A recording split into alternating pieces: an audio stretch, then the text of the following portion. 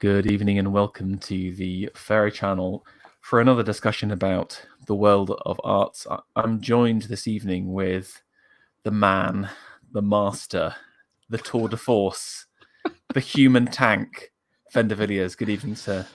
Thank you very much, Pharaoh, for having me on. Once again, it's always a pleasure to be here. And I'm looking forward to having a good chat about sculpture this evening. Well, yeah, I guess the kind of reason why we're here tonight is the kind of concept behind the stream came about from a couple of months ago. And there's been a lot of discussion about patronage in the arts, about money. And one area where I do think there has actually been a consistently decent amount of cash has been sculpture or public sculpture. And it seems to me that there is quite a substantial amount of sculpture going on. But not everything is up to scratch or good quality. And this kind of piqued my interest a little bit, what's causing it, what are the different types. And so I reached out to Fen and said, look, why don't we have a quick casual stream talking through these different types of modern sculpture, having a look. And I guess the kind of purpose of this isn't necessarily to kind of laugh at the low quality, although I have included the worst examples possible in here, but also to have like a frank assessment of where we are as a nation, or from sorry to sound wanky, but from a global Western canonical perspective, what will be remembered in the future, thinking today. So when I say the words modern sculpture, Fen, what do you immediately think about? Where does your mind turn to? Well, of course, it's the label that you see regularly thrown around on Twitter. People are sort of will refer to what's going on today as modern sculpture or modernist work. It's a curious term. It's an umbrella term, of course. What the more sort of specified term would be to sort of say sort of modernist contemporary art or postmodern contemporary art today. But what originally sort of springs to my mind is I always use this sort of this wording. I call it strings and balloon art, which is the kind of it's mashing together of elements. Sort of it's very disconnected. It's very how would you say it? It's never really grasping at anything eternal or higher. It's very much based in the material realm. It lacks a sense of real strength, I would say. But yeah, I mean, it's I always just think of sort of blobs when I think of it. It's sort of like blobs or sort of odd shapes being mashed together. Of course, it takes on many different forms, but these are sort of the immediate things that come to my mind. Yes, good point.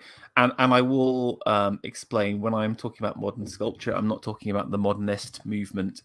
I'm talking about sculpture from the last couple of years. It's one of those things where, again, people get confused about terminology. We need a new word for like recent stuff, I think. It's the thing is, right, is I understand the terminology. It's an umbrella term, and it grabs at a lot. But people have asked me to be more specific at times, and I say, well, really, you have to sort of nail it down to saying it's postmodern contemporary, and that's generally what the regime calls it as well. They consider it postmodern contemporary art. They tend to veer away from calling it modern art or modernist art because it has connotations to actually more sort of vitalist work. I mean, and just breaking that down, contemporary as in the contemporary age, and then postmodern as in, I mean that's more of a philosophical it is idea behind it. Specifically, I would sum it up as ideas of like post beauty, ideas of this idea where anything can be beautiful. Yes, absolutely. Ideas of like post, even like message. Kind of like art has to have a reason or a purpose.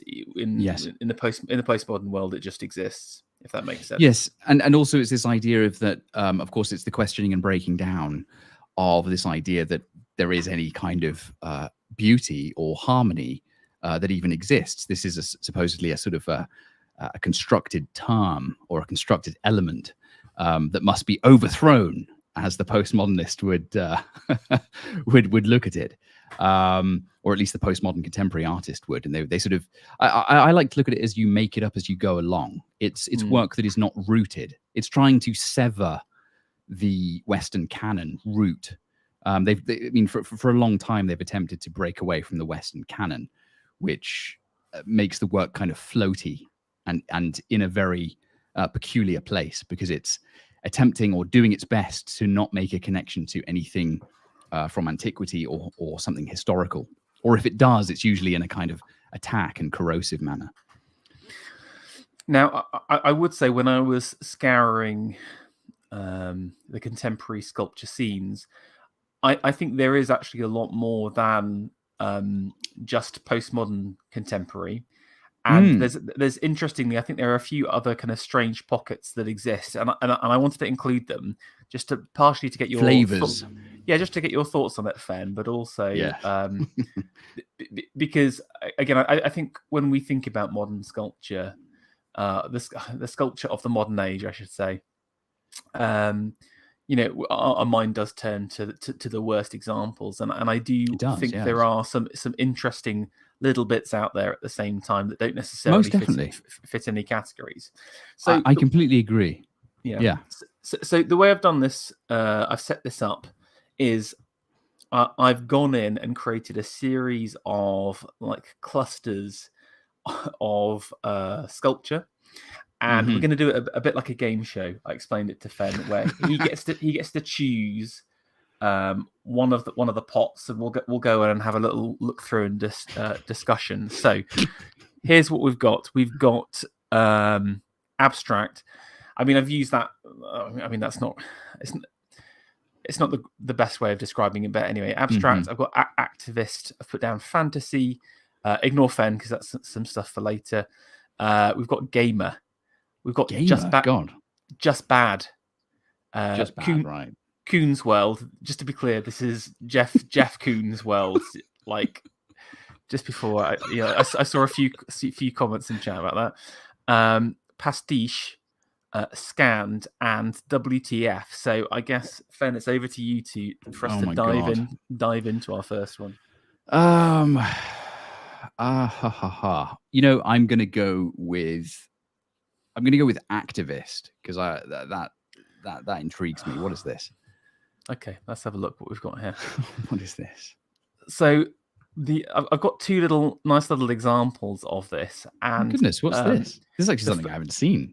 The first one is, I think this is in Lincoln Cathedral, but it's called Knife Angel. This is Knife Angel. Okay. Yeah, this is it was a piece commissioned by the cathedral. Again, weirdly in England, there's a lot of like sculpture related to cathedrals. I just don't know why. Like for some reason, it's that there is cash. I guess there's a tradition behind it, but as an avowed long-term Anglican, I have no idea where they've got the money for all of this. Basically, I don't have where have they got the cash for this anyway. But the sculpture itself, as you can see, is an angel with his arms out. You can see he's very, very sad, but his body is made up of knives. And so I've put it in the activist art because this is all about knife crime, and it's a comment on. I have heard of this. I have heard of this. Isn't this made up of like thousands? It's thousands of it's literally thousands of knives. it's thousands of knives that have Yes. been. Have they actually been confiscated? Probably, yeah. When you see like the police reports on, like, oh yeah, we seized this butter knife. Have you ever seen those on Twitter? They kind of seize these Yes. dangerous weapons, and it's kind of like a blunt knife or whatever. It's probably something like that, all fused together. I can see plenty of like what they called the square cooking blades. There are clearly a lot of cooking implements inside this this knife sculpture, I would say. So, but let's maybe just talk about activist sculpture in general. I would define it as sculpture with a distinct political message behind it. So the whole point of this sculpture is to enforce a political idea or political will. Right. Yes. What we would call this back in the day propaganda, typically. Right. But dare I say it? And the purpose of this is to make us reflect on the sadness of knife crime. So, I guess what's your thoughts on the knife angel? The knife angel. Well, I mean, my thoughts immediately is that it's horridly kitsch.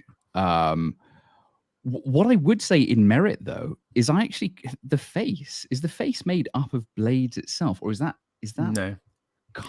Is that sort of cast? Because to be honest with you, it's cast. I think that's the most sort of positive thing about it. It has something kind of sci-fi, kind of robotic and penetrative about it.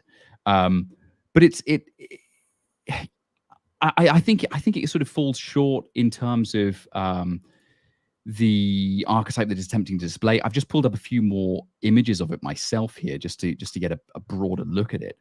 You see, the thing is when looking at a piece of sculpture, you always have to look at the spatial element.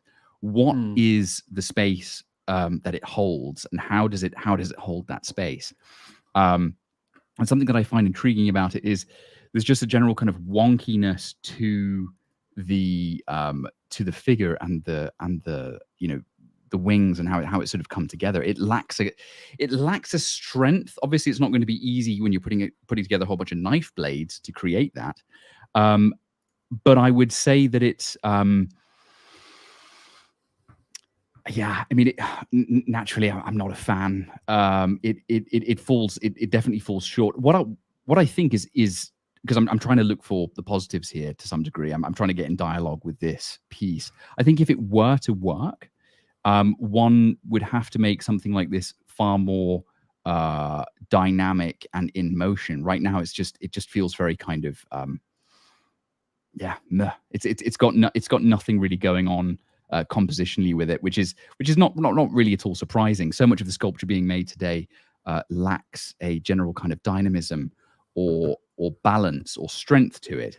And of course, it's got that propaganda element. It's trying to pull together all these knives. You know what you would say? It's contrived and forced. Forced. So it doesn't have anything particularly strong or redeeming or powerful about it. Just going back to your original it falls short. Yeah. I think this is where a lot of activist art suffers, is that it begins with essentially a bad idea. This is it. And the idea is let's make a sculpture out of knives to talk about how bad knives are. This is it. Yes. And they're then massively restricted in what they can do. I mean, you can see like the kind of broad chest and square shoulders don't match up to the kind of. I mean, you're meant to be feeling pathos and reflection, but because it's a whole lot of knives, there is nothing human about the body at all, and so you can't see anything human. It's a sort of yeti. It's a knife yeti. It's a very massy sculpture. So like and so because it's a bad idea at the start, like the whole allegory falls apart. Then when it's combined, I mean, just look how awful these hands are. I think it's just an awful piece of work. It's a very curious work. It's a knife yeti coming out of a Venus flytrap. It has a very curious has a very curious element to it.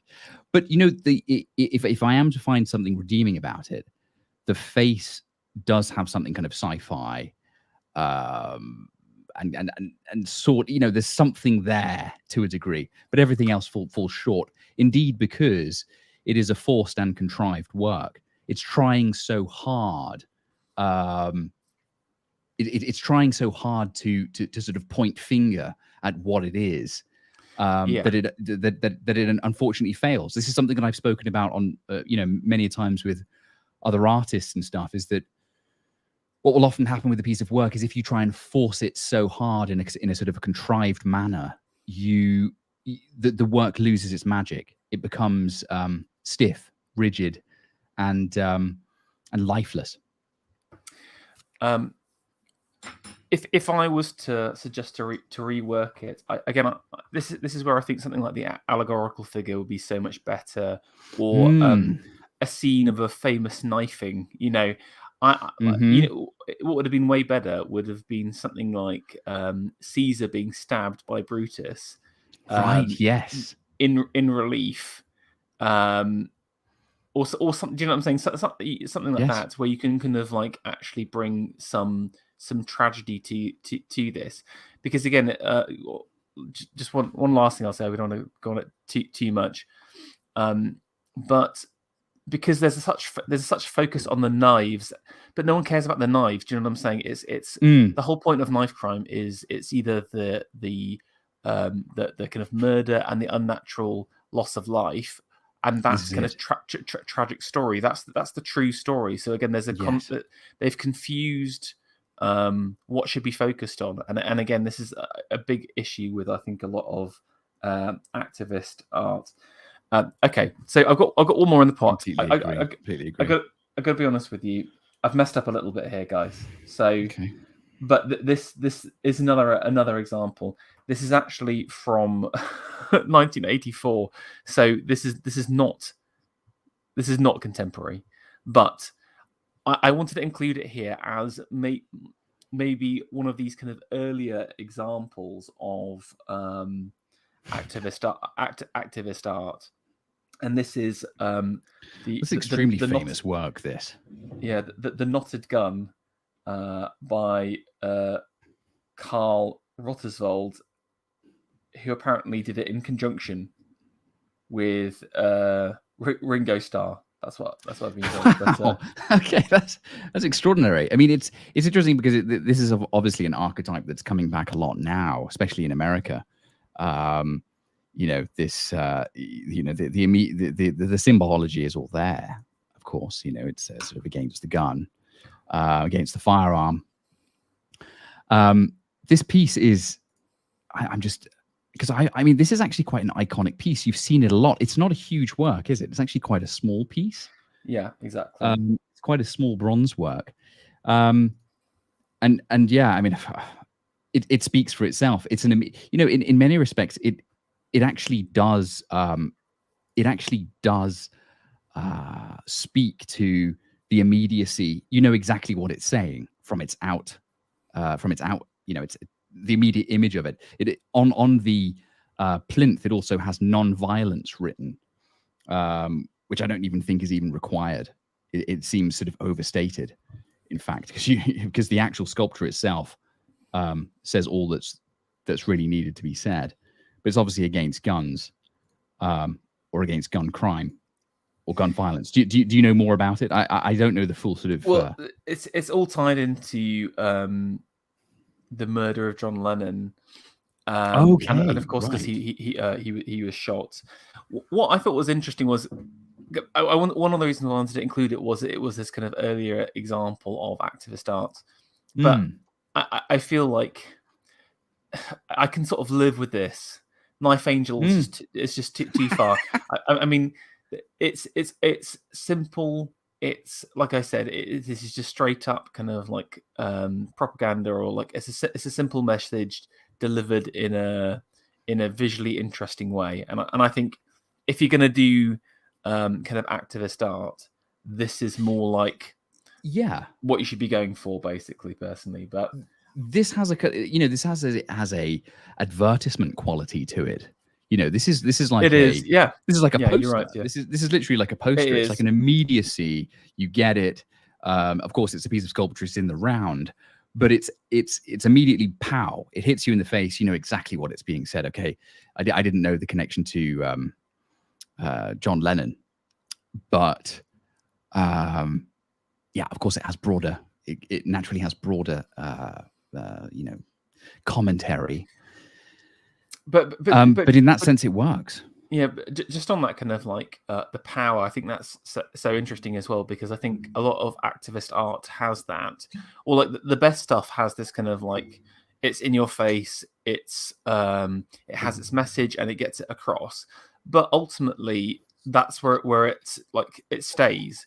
It's stuck in the material world, so to speak. You're never going to get anything more out of the sculpture than the original message the sculptor was trying to say. Do you know what I'm saying? No one's ever going to look at this and think of something bigger, or no, it doesn't transcend. Exactly. So it's I think this is why the kind of the whole genre is kind of flawed.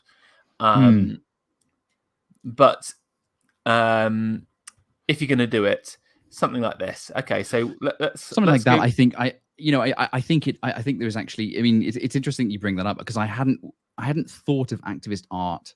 I had no idea what you were going to show me there. And when I see that piece, I'm just like, yeah, it's an amazing piece of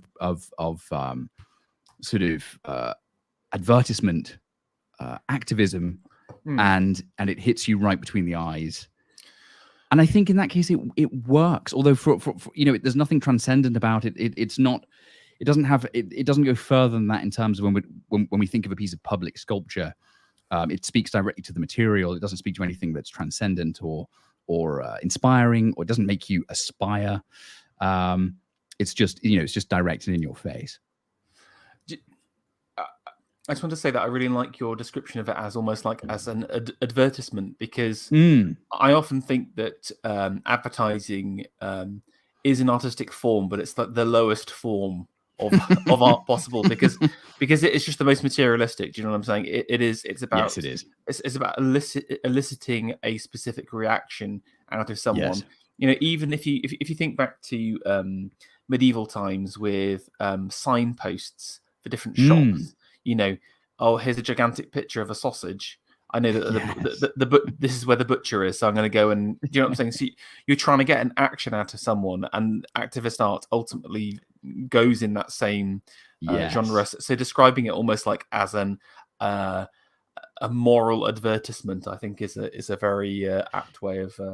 Yes, it's also like a sort of a 3D graphic. It's direct. It's very graphical. And it's just it has a pow element to it, which I mean, it is what it is. I'm curious actually if I'd be curious to see what other sculptors would be able to do with that sort of form in these times. I'd be interested to see how they would go about that. If there's anything that could actually be done with it as an art form to take it further, but I think it's rather too materialistic and direct. It does fall into the advertisement criteria. Also, there's sort of like, once you've explored that area, like it's just a repetition. Do you know what I'm saying? Say for example, I cared about banning guns in America, for example. Once you've done that initial sculpture, like how can you develop that area further? You're just going to have to reproduce. You'll have to just reproduce the same thing over and over again. And again, I think exactly. And that's becomes an archetype. That's what sculptors do. Certainly. Yeah. Okay, we're back to the board again. Okay, goodness me. Choose something else from the. Okay, now I'm actually really interested because you've got scanned, and I think I know where you're going with this, but you want to go for scanned. Okay, what do we have?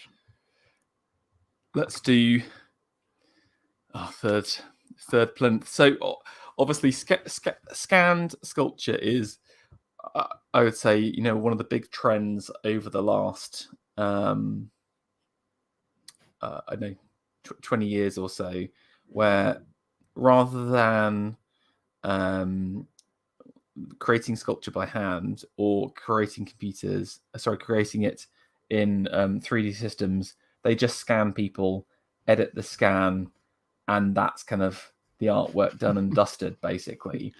And what's your thoughts on the kind of process of scanning? I'll talk more about this in a second. Well, process of scanning of art is something I'm very much familiar with. It's something that I saw a number of artists fully engaged with while I was still a student. Actually, it was this process of using a kind of laser scanner, handheld, or you can have them in larger format too, where you would put an object or someone in front of this scanner, and you have the entire body or object scanned, and then you can go ahead and have the piece of art or supposed art manufactured using some type of CNC machine.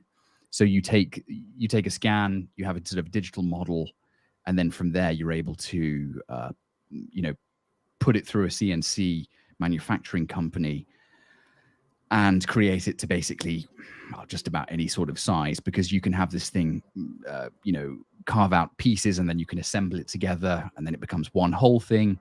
It's very sort of, it's very machine based. Often the work that is made using this process is ends up being kind of cold and somewhat uncanny. It sort of it loses the human touch, because you're making just a kind of a replica from the real world, and then you're having a machine make it. And so what happens is you don't at all have the imagination of the sculptor. You don't at all have the vision of the sculptor in there, really. It's just a machine replication to just about any kind of size. Often what happens is it will be made out of styrofoam, and then it'll be a cast will be made into wax, and then from wax it goes into bronze, and then they'll either paint the bronze or they will patinate the bronze, or whatever. Yeah, just a couple of problems that I typically have with scanned work. I mean, firstly, you sort of mentioned the kind of severity of it, and there's something about taking reality, putting it into a machine, and then taking it back out of the machine back into reality, which where you lose something.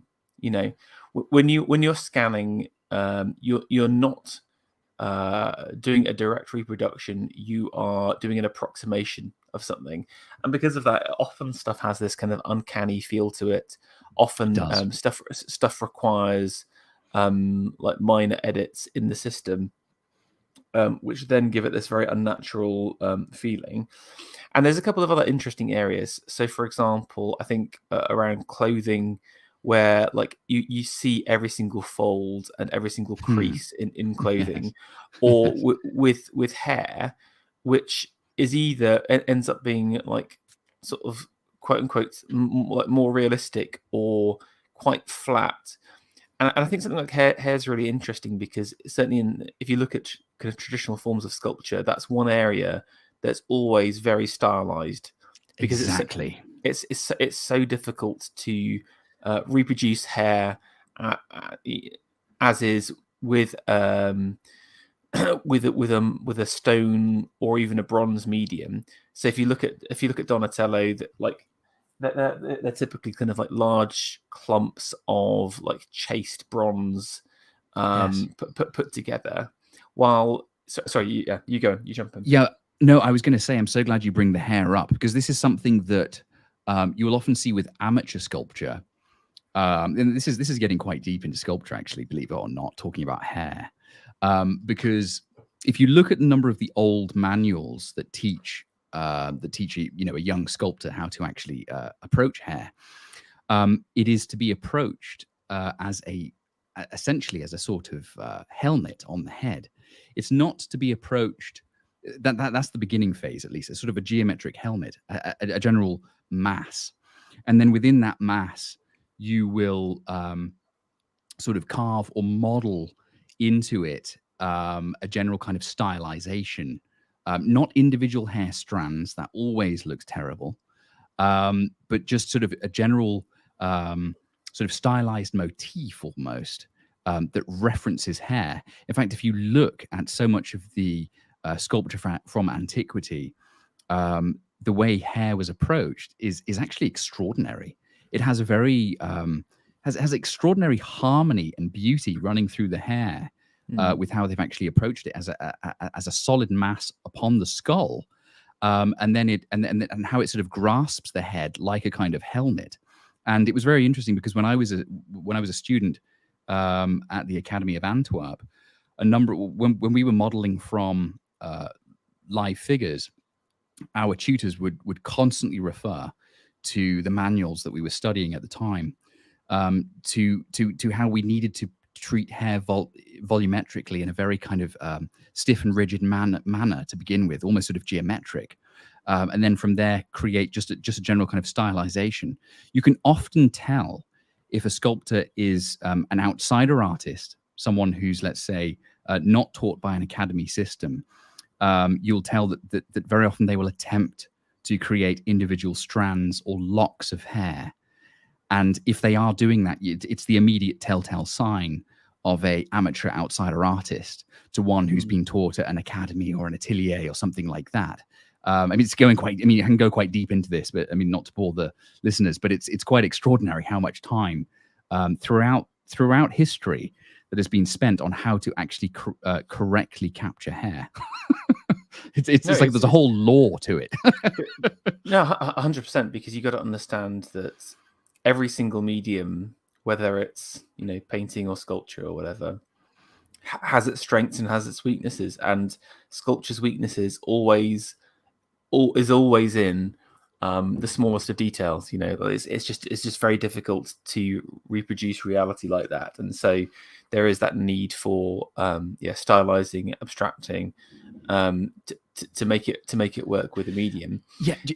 So sorry, just to cut in there, you've just brought something up that I think is also fantastic. Is that something I'll just quickly say is the interpretation that you often see on, say, Twitter, is that people will look at Greek sculpture and they will consider it sort of realist, or there's an element of realism within Greek sculpture. But actually, if you really spend time studying Greek sculpture, and if you look at, you know, the Roman copies or whatever, you'll understand that so much of this stuff is actually highly stylized, highly imaginative.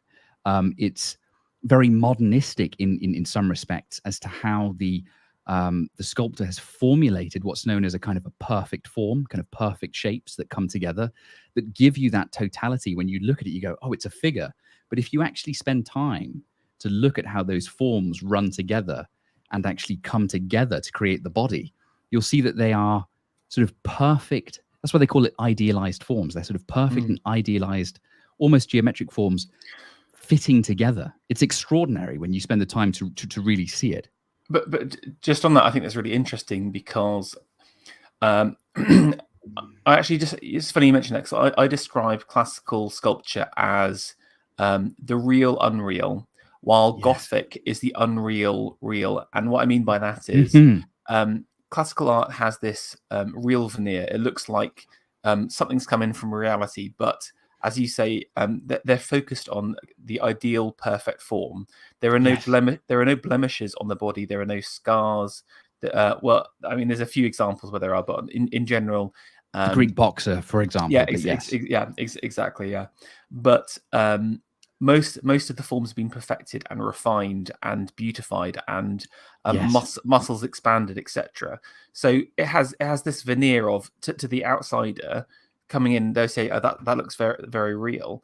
While Gothic sculpture is very different. They're all of their forms are seemingly unreal. You know, they don't really they're not naturalistic in that sense. But if you see the kind of the faces of the Gothic sculpture, they're more like the typical faces of normal people that you would see in a street, etc. All of the Greek faces are these, they're beauties. They've all been selected for their best features. It's not until like the kind of like middle, like imperial Roman period, where you get those kind of like the ugly, dogged Right, yes. Roman senators. It's in the Greek world, certainly it's always idealized, always perfected. And I just want to pull all of that back to scanned work, because the scanned work shows warts and all. And it also doesn't necessarily show the essence of the person. Now, I really hate the E word. Whenever you talk about portraiture, people always gone about, you need to capture the essence of the person. But there is a truth to that. And the same thing, I think, is certainly with sculpture as portrait here. Yes. So two things. We've just copied all of the blemishes and all of the kind of the human weaknesses of the character here. But like, where is the ideal with scanned work? Where is the kind of like the power and the strength, or the things we want to emphasize in someone? So, say for example, you've been commissioned to sculpt a great general, right? That general, maybe he is courageous and brave, or has authority. You need to show that in the form itself. And actually, maybe if you were just to look at the man from afar, maybe you don't see that. And I'll give you a good example of that. Could be someone like Napoleon, where and obviously Napoleon was small meme. I won't go into that, but my point is, when you see if you've seen the Napoleon on the horse, or Napoleon as emperor, he has been elevated to reflect the characteristics that he has in his life, if that makes sense. It's kind of like the inner self is shown outwardly through sculpture, through art, and you just can't do that. You can't do that with scanned work. It is just a crap photocopy of reality. You've absolutely hit the nail on the head.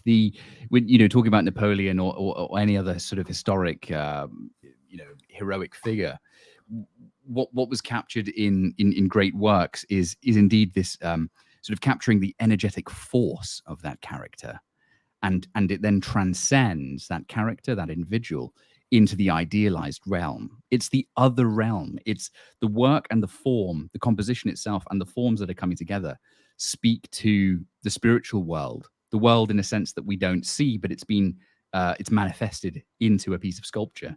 It then echoes those characteristics, as you say. It echoes those archetypes of that person. It's not trying to capture the warts and all, as you mention it. It's capturing the archetype that individual embodies, and it's championing, and it's celebrating that. And I think that's something that people often forget, or it's a nuance that people haven't quite grasped.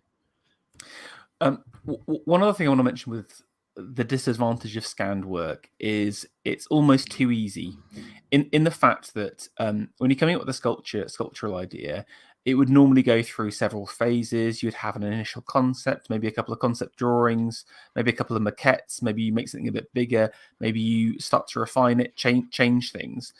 And imagine you've just taken your scan of someone, right? That's the scan is the scan is the scan. That moment is captured forever, and you're not going to be able to make radical changes. Some of the best sculpture is when you've like ripped off an arm and then decided to totally change something, or it's when you've gone through the maquette phase and said, actually, I need more power, I need more emphasis in this area. And you can't do that with the scanned work in the same kind of way. You're sort of tethered to that reality. It has this kind of nasty approach. Sorry, this is a work by Mark Quinn, by the way. I'll show you the other classic one, which is the Colston statue replacement. I just wanted to kind of show you. I mean, look at the hair. We mentioned the hair. We mentioned the clothes, but just look how crap the jacket looks here. Yes. Yes. Because it's almost too real. It's hyper real. It becomes hyper real and sort of uncanny, indeed. Exactly, and if you look at drapery in all successful and powerful sculpture, it has been refined. Uh, it's been the lines within sculpture, sorry, the lines within clothing are used to help the overall form. Now, look across here. You've got lines all over the place. You've got lines, curving around the breast here, lines around the elbow joints, lines on the top, and so your eyes are being drawn away from where you should be looking, which should be the face of the sculpture in something like this. So Yes. this is a massive distraction that's going on, and it's totally pulling away from the work. Or even the belt detail. Can you see here? Like, Yes, indeed. who cares about that? The point, if you were to do a successful BLM statue, it's it's about, I don't know, the power the power of your group or whatever, the nobility of it, the strength and the heroism of that, and Yes. like you don't get any of that at all. I mean, I just hate this like spongy. This looks like some kind of diseased It's sort of a hair. growth. Yes, Yeah, it's a growth. exactly. It's a growth coming off the side of this unfortunate individual's face. Now, you see, you bring up a brilliant point here, and it touches on something I think that we've discussed a number of times, which is having a general focal point within sculpture, but also understanding the general spatial composition of what's going on. Now, this goes into the uncanny realm because it's simply just a scanned figure with their arm up, but there's no accentuation. If you were to bring a general sort of sense of power to this, that arm would be almost rigidly in the air that would essentially break the anatomy to some degree, but you'd have to go further. You'd have to force it further, and then it would really have that kind of explosive power behind it compositionally. It was I forget his name now.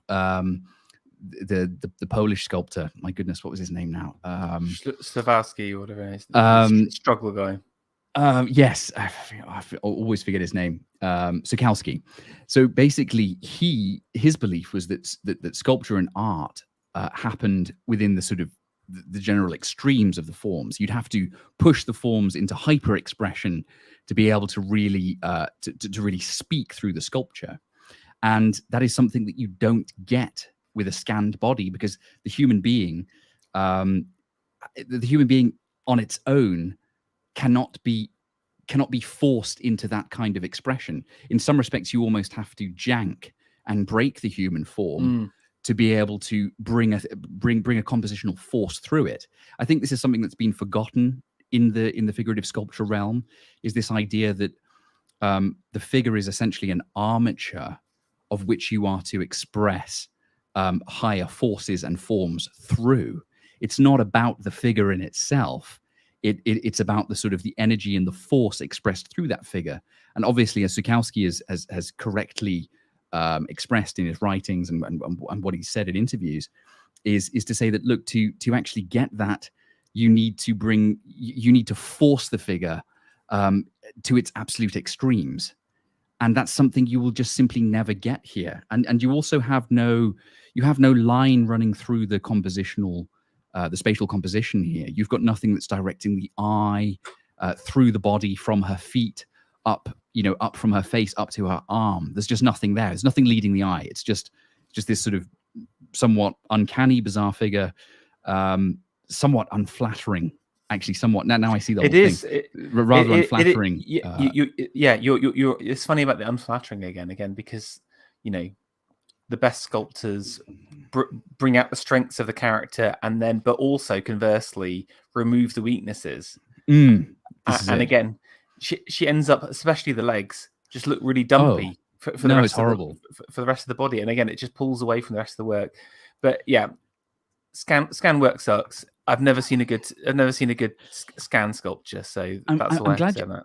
I'm actually glad you bring it up, though, because there's, I've been in numerous conversations now with people on Twitter who are very interested in art and whatever, and they say, well, why don't we start using this technology? Why don't we start scanning figures in poses and just start, using CNC machines? And I have to try and explain to them, like, look, the unfortunate thing is when you do that, the real art doesn't happen in the real life. Art is in the imagination. It's in the story told through the eyes of the artist and the vision. And that's what people seem to forget. They think you can simply just create this.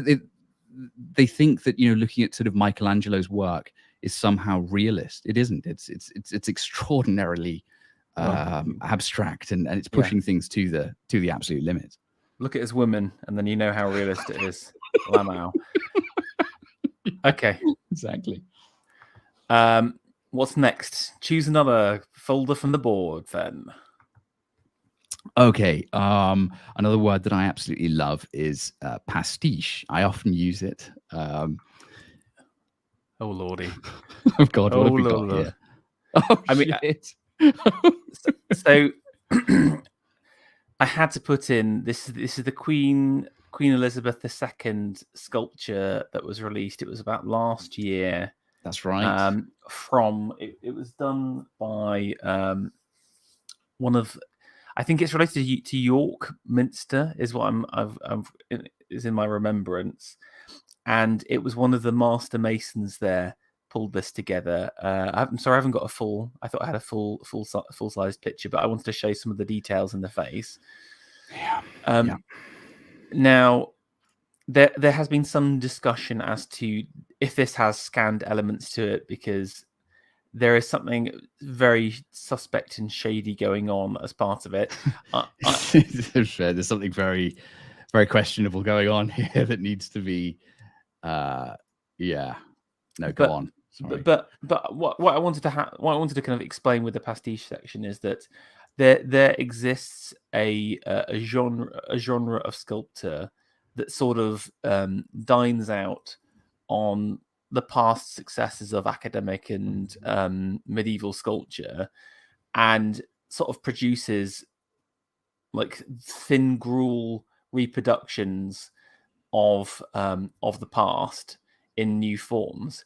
By that I mean, at least, you know, when the Romans just copied from the Greeks, at least they copied well. You know, at least they copied almost perfectly. You know, I always think, you know, hats off to the guys. They never, you know, they were like, yeah, we just have no talent. We're just gonna we're just gonna copy from the Greeks, but we're gonna copy perfectly. And there's a lot of sculpture that's out there that tries to copy. I mean, you could say this is in some ways is like a pseudo medieval. It absolutely is form. You know, it's obviously been placed in the context of I think it was York, like a niche up here. It's York Minster. It's a fully robed figure, which again is going to be typically more Gothic in the first place. The pose is quite Gothic in its layout, so it's kind of harking back to medievalism. But like I said, without understanding any of the kind of the experience, but also the things that the Gothic artist was looking to do, which is to really explain the unnatural world in its forms, you know. So it's lacking the aesthetic alphabet of that period. That's the best way to look at it. It is indeed a pastiche upon that. But as far as I'm actually aware, this from what I can tell from my sort of keen eye on this is a piece that has been sort of put together through the use of 3D modeling on a computer, and then it looks to be somewhat CNC'd out, and then from there it's had a sculptor's hand go ahead with it, or at least there has to have been, from the way the forms have come together, there has to have been something somewhat CNC'd or digitally addressed with this. I think it's partly CNC'd, or there's bits of it that are coming together that are definitely through the use of CNC and digital work that has gone on here. Stotely mentioned Matthew the Stoat, our good friend, mentions about the skirt of this Queen model being actually the worst aspect of it. Unfortunately, we don't see that in this picture, but indeed it falls flat. There isn't a true sort of the lines and the way it's come together in its ornamentation is just weak. It doesn't pull the entire body of the entire composition together, and that's what makes me think that this is actually more almost like a ZBrush creation. Oh, here we go. Yes, here we go. You get to see a little bit of it there. Now that drapery has no actual ornamentation upon it. What often will happen if you look at sculpture from that time is there'll be they try to, in some respects, stylize it or beautify it or turn it into some kind of ornamental aspect that pulls the entire composition together. They're not trying to capture really the cloth falling in that manner. They're trying to make a sort of a stylization on it, and that's what draws me towards seeing this as somewhat a kind of a hodgepodge between the use of 3D scanning methods and things like ZBrush and whatever else coming together. There's definitely something uncanny going on here that does not make sense at all. This is just, as you see, this is sausages. This is like a package of sausages which sort of rolled together. Horrible work. I just want to talk about Pastiche in general a second, and in my view, it's an attempt to recreate the past, but totally failing that. Absolutely. And the way that, again, going back to this idea of they've tried to recreate the Gothic sculpture and modernize it. Here's some of the reasons how they failed. They haven't understood the archetypical Gothic poses. So if you see women in Gothic work, they're either they have a natural arc to them. Interestingly, there is kind of almost like a sort of contrapposto, but it's kind of like taken to the extreme. Or yes. they have a strength and a definite power and a verticality to them, and you can see that this has got like a classical contrapposto to it. You can see the knee sticking out. So the fundamental problem with trying to recreate works of the past is that you are not tapping into that living tradition. You're not of that specific time or those specific people. So you're always on the outside looking in, and you can pull in different forms. Look, you see that. Oh, look, I've got a nice little bit of Gothic work there. This is the best bit here. The best bit is literally the box. It's extremely well done, that part. Yeah, I agree. Nothing else is good apart from this little box here. Because it's easy to recreate this, but it's hard to recreate and capture the essence of the Gothic sculpture. So my question for all of these pastiche works is, why bother even doing them in the first place? Just try and make something new. This is indeed the issue of our time, and it's definitely the major conversational pivotal point that I'm often met with on Twitter. Which energizes me, and it's an ongoing debate and an ongoing discussion, which is this idea of that: can you speak within the aesthetic alphabet of the past genuinely? And it has come to, I think, many of our conclusion that actually to attempt to do that often falls flat and often ends up becoming a sort of a poor derivative of the former glory. In which case, indeed, it is better to try and push the artist, or at least the vision behind it, into a direction where they can attempt to create somewhat of a new synthesis. Now, that doesn't mean create the Queen as an abstract work. That's not what I'm saying at all. What I'm saying is that it's going to require a sense of dreaming. And you're going to need to find an artist who can genuinely try to breathe and dream new life and synthesis into it. So you can definitely take aspects of that, of what was great of the past, but one must throw it forward and be able to bring another vision within it. I think, unfortunately, what happens a lot, you see it a lot with a number of sort of conservative artists or people starting out as conservative artists or traditionalists, is they attempt to simply just be an artist in that time, which of course is an impossibility, because it's a spiritual impossibility, It's a mechanical technique impossibility because because also we've lost so much of the technique and understanding. This is also something that I regularly get into discussions about on Twitter, is that if you look through the old sculpting manuals and how they approach sculpture, and how they actually say one must approach sculpture, is that you would start out studying antiquity and the great master busts and the great master casts from the very start, and you master them first, and then you go on from there, and you have to throw it forward into the time you're in. Now, of course, to do that requires dreaming, and I think that's not an easy ask. That's not an easy thing to ask of an artist in these times. I think it's a very difficult thing to ask. It does require a visionary to be able to execute that correctly. And until those sorts of individuals are bred and brought about through the correct sort of guild systems, you're always going to have this sort of quite odd sort of derivative pastiche coming about. I sort of like the fact that it's on York Minster now, so I think this perfectly sums up the age we live in, and people will look in the future and say, what were the people of those times like? And they'll look at this shit and they'll think it was an absolute crap time, basically. Okay. Well, it's the cultural thermometer, isn't it? The art is the cultural thermometer. Okay, I'm gonna be a little bit naughty here. You do not have to comment on this. I've also put Stoddart in the pastiche section. So for those who don't know, there's a famous classical sculptor, patronized by the royals.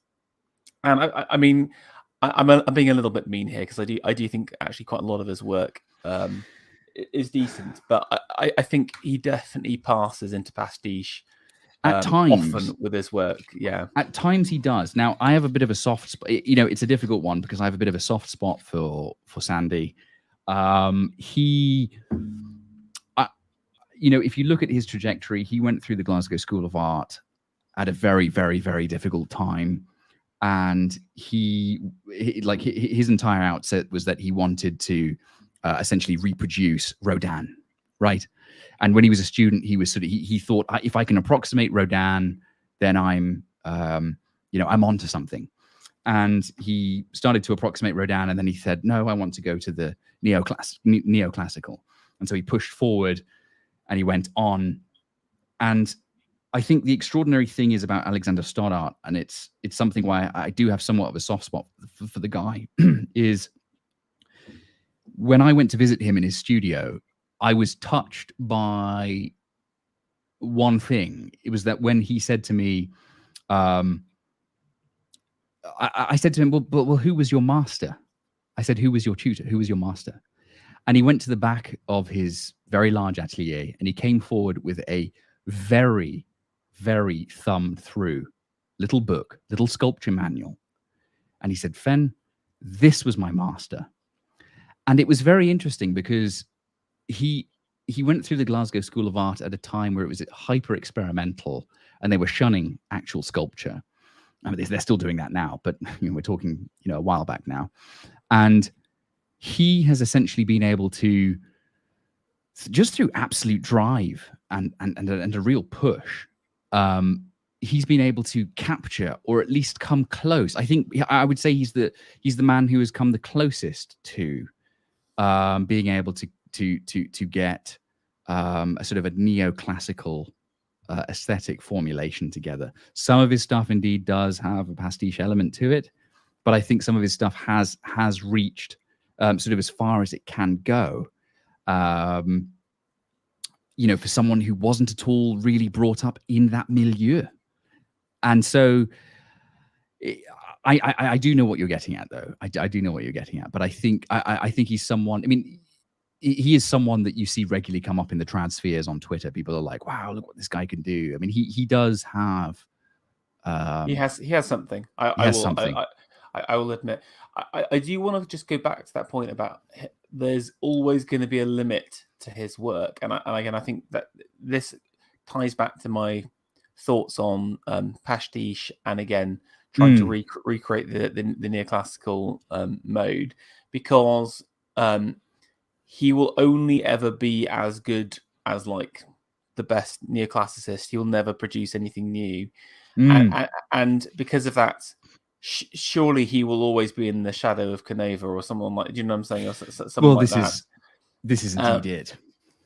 And I think even if you have the best intentions, you are going to be stuck ultimately.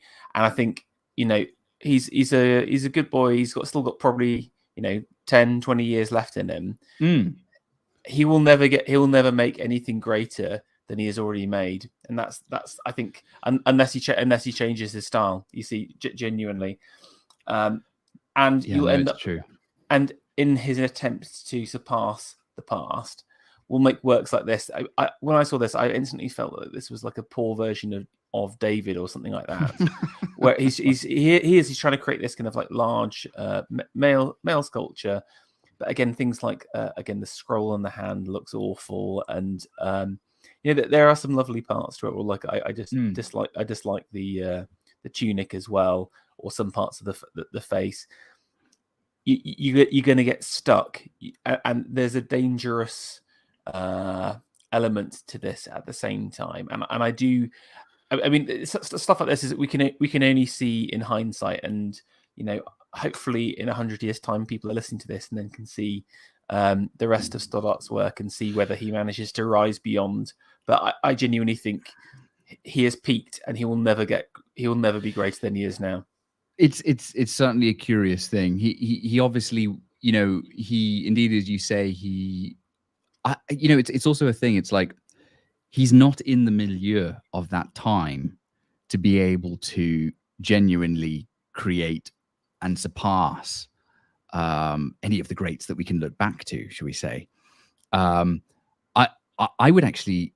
would love to see him go into, you know, more sort of dream aspects where he can actually try and take it a bit further, or you know, or try and sort of actually push beyond the realm that he's in. But naturally, of course, that's never going to happen.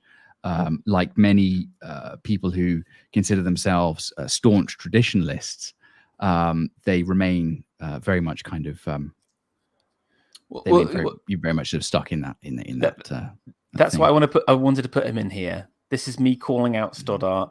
The thing is, the problem is because he is like like he does have something, and he's like the only person there. There's a lot of like people just like brown nose him constantly, or kind of like constantly clap him. So he must get the feeling that he's on the right track. But I'm calling him out and saying that he's on the wrong track, and he needs to. I like the thing is, you can explore. Well, I'm not saying you need to move away from classicism or classical stories or those elements, but he is trying to sculpt in a specifically neoclassical way. He's not even trying to be Greek. It's specifically neoclassical as well, and again, there's so much depth to those Greek stories, and there's so much depth to you know, classical and Hellenistic periods of work. You could go somewhere else that's new and hasn't been explored, but still be in the classical realm. So that's why I wanted to put him in here, just a little call out. He'll never see this, but it's okay. No, but I see where you're going with it. I do understand what you're saying. It would be great. It would be great to see him push further. I'd actually love to see that if he would or could. I mean, a number of his students, I've seen what they're doing, and they're also very much trying to sort of live up to that thing. But a lot of the work ends up, unfortunately, in a kind of pastiche element. Right, back to the board. What's next?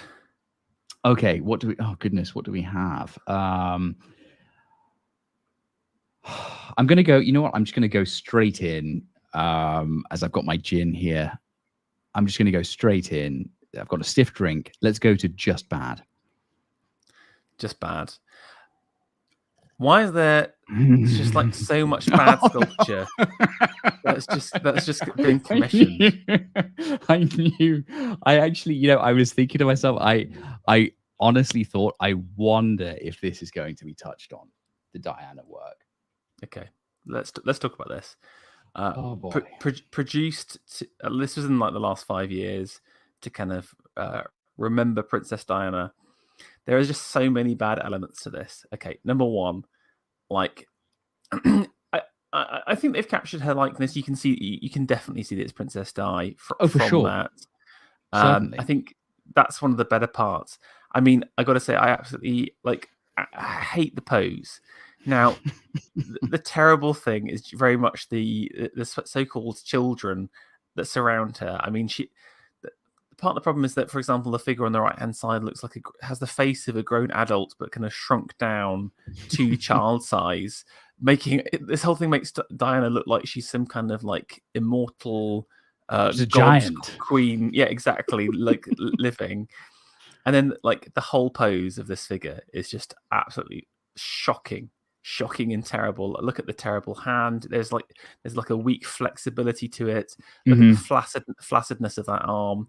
I mean, the boy on the left hand side literally wearing a hoodie. This is literally the absolute tragic figure here. And This, yeah, I just wanted to say that there is an entire genre of like just bad sculpture that it's kind of like pseudo realist. You'd say it's not particularly like it's not particularly going in one group that we've spoken about already, but it just doesn't work. And there's just so much of it. And like, how are people like getting these commissions and being applauded? this, it's actually fascinating because this is the archetype. This is actually what I go to when I think about pseudo realist kitsch. The general, this is what I mean. I've seen a number of people again on the Twitter sphere from more conservative backgrounds who will look at this and be like, well, look, it's realism. And they sort of they celebrate that. This is real. This is realism. This is what the master sculptors of the past were attempting to do. And they sort of talk about it as like, as if this is some kind of extraordinary work because it's, people have got eyes and noses. And the unfortunate thing is that what it lacks is the majesty of composition. It lacks the gravity. It lacks the real sort of monumental strength that you would imagine for such a work. It unfortunately turns into a kind of pedestrian garden sculpture, and that is seen through specifically through, unfortunately, the anatomy of the young girl, or sort of man-child girl, which again leads you to this bizarre feeling when you sort of come in contact with such a work that it's that there's nothing really quite tying it together. Because what would have happened in the past is that when a sculptor would have set out to make such a composition, he's going to look at this in the 360 degrees. It's a composition that must work from all the way around. And it's a composition that if you're looking at it front on, there would have to be some kind of spatial dynamism. And that is simply just lacking. It falls flat. It's like a flat note. When you hear a musician sort of bum his his playing, and it just doesn't quite have it. If you were to sort of if you were to add some dynamism, the boy's leg would have to be more arched and sort of bring the eye up to the arm. Those arms aren't really doing anything. They're not adding to the the sort of the geometric spatial formation of the entire piece. And so there's nothing leading the eye.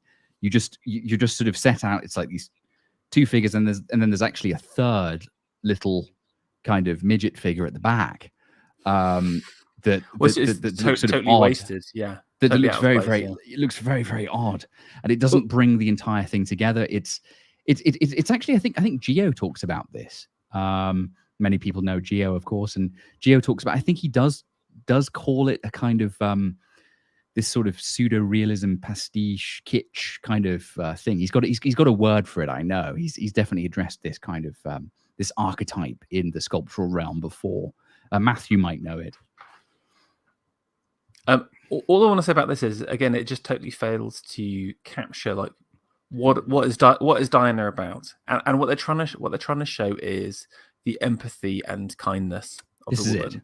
woman. Mhm. And again, but they've given her like I don't know. There's some serious like Epstein, like she's like rounding up children, and this is like an evil face going with it. Again, it just Yeah.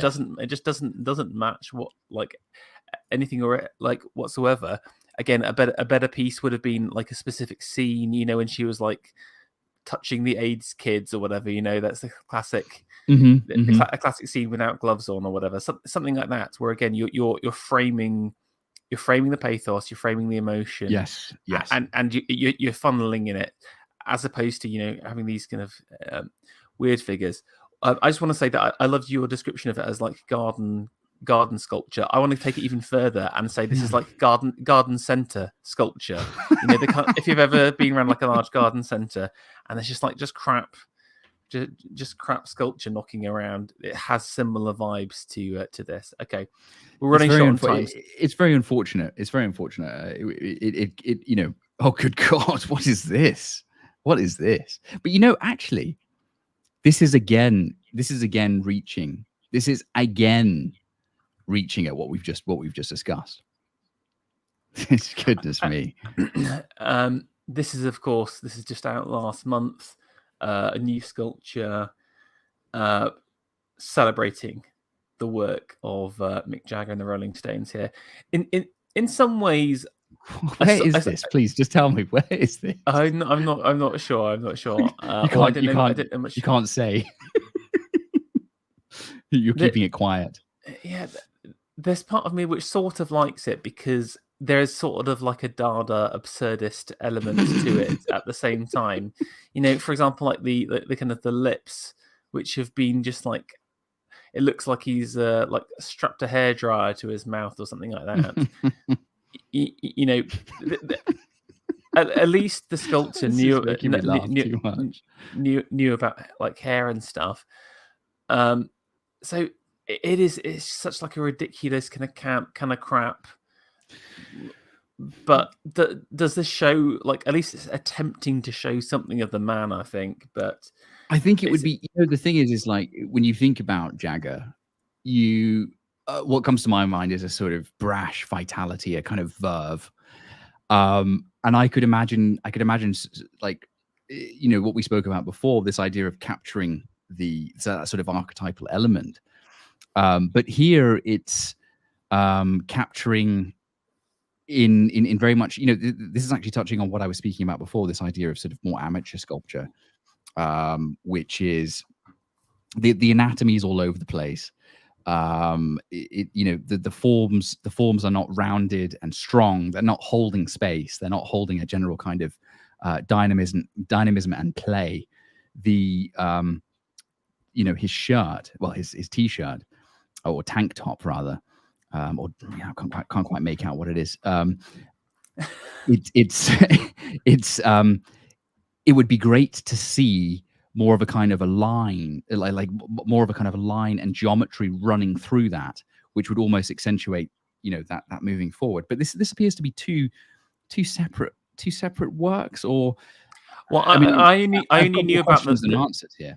I only knew about the Jagger work, but then I found this image of Richards as well at the same time, which I think is like the Jagger work. I think is actually it sort of amuses me as this kind of, like I said, Dada-esque, almost surreal nightmare figure.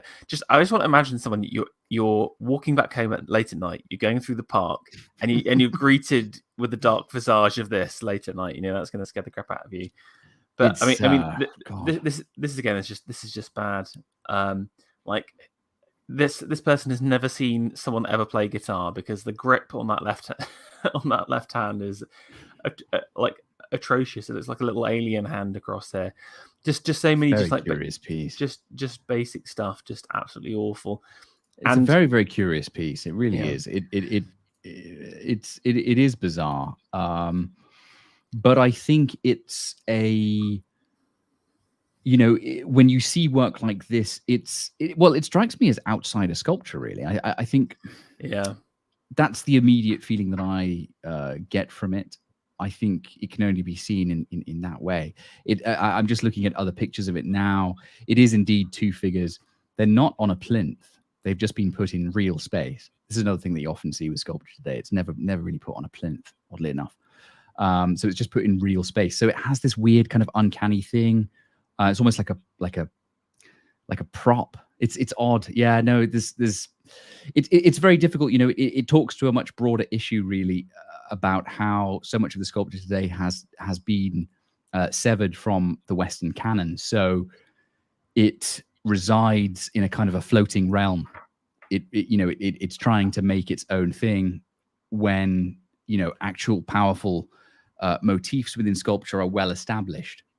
And, you can break from those and you can try and, do your own thing and of course rebel against it. But yeah, goodness me, I don't think this, it just doesn't quite do it. Doesn't quite get there.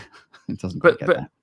I just want to say there is an entire genre like stuff like this has been produced in. I see it regularly, on a daily basis. So again, I see it regularly. People always like, oh, there's no commissions. There are commissions. They're just going to bad people. Yeah, no. Okay, it is a strange situation What's that we next? find ourselves in. Okay, let's have a look. I'm actually interested now in abstract. Let's have a look at that. Okay. I think in some ways this is the most boring section, personally. Oh, I don't know if you've seen this stupid moon thing. This is totally new to me. What is this? Basically, it's like a sculpture that took around Europe and also several cathedrals across the UK. It's like a massive inflatable moon, and it just sort of spins around in the space. That's basically it. Sort it's of the moon. It makes me think of almost magic realism. It's magic realism realized as a piece of sculpture almost. It's very, very curious. It has is it illuminated from the inside? Is that what this thing is? Yeah, it's lit up, so it sort of glows. I actually saw this in Europe like 5 years ago on one of my various jaunts. I think it was in Vienna. And I was not impressed by it at the time, I have to say. I mean, it is very big, I will say. It was a very big sculpture. And was it in a cathedral setting? Yeah, it was. I think it was in the main one. I forget the name of it. In the main square in Vienna. Well, there you go. There you go. Well, I mean, there's not much really can be said about it. It's just a big moon, isn't it, in a space? It's just a big moon. That's what I mean. I think abstracts again. I think Alexander Adams will probably hate me for using that word. It's not really abstract, but it's more. I wonder. Yeah, there's. It's kind of. I think I almost see it as kind of like this kind of meaningless. It's this is the kind of true postmodern contemporary stuff that we were talking about at the beginning. It's kind of just like it just exists kind of thing. It's got value because I created it. No one thought to put a gigantic moon in a cathedral. Yeah, let's just put a massive moon somewhere. Yeah, I mean it is certainly something that it's something that's happening quite a lot now. Especially sort of a model will be made. It's something that you often see is you'll find a model that gets made of like a moon or I don't know like some kind of figure, and then the artist just says, make it big, and we'll put it somewhere. Yeah, there's again, it's that Americanification or whatever, the bigification of stuff. Again, this is kind of like novelty for novelty's sake. I do like, as Eliot says, novelty is better than tradition. But a lot of the stuff is about creating kind of shock value or kind of creating, like to be smug and be like, no one else thought about doing this first, and but what is what's the point of this piece apart from just like a novelty or there's something. It's almost like entertainment for people, if that makes sense. It is entertainment. It's the art of the spectacle. Indeed. Yes, yeah, exactly. But it has no depth to it. Again, nope. in some ways, at least the activist art is that kind of like rank propaganda, that kind of lowest form. This is just kind of like there's nothing to it at the same time. Okay, what do we have here? Oh, goodness me! This was a Gormless Gormley.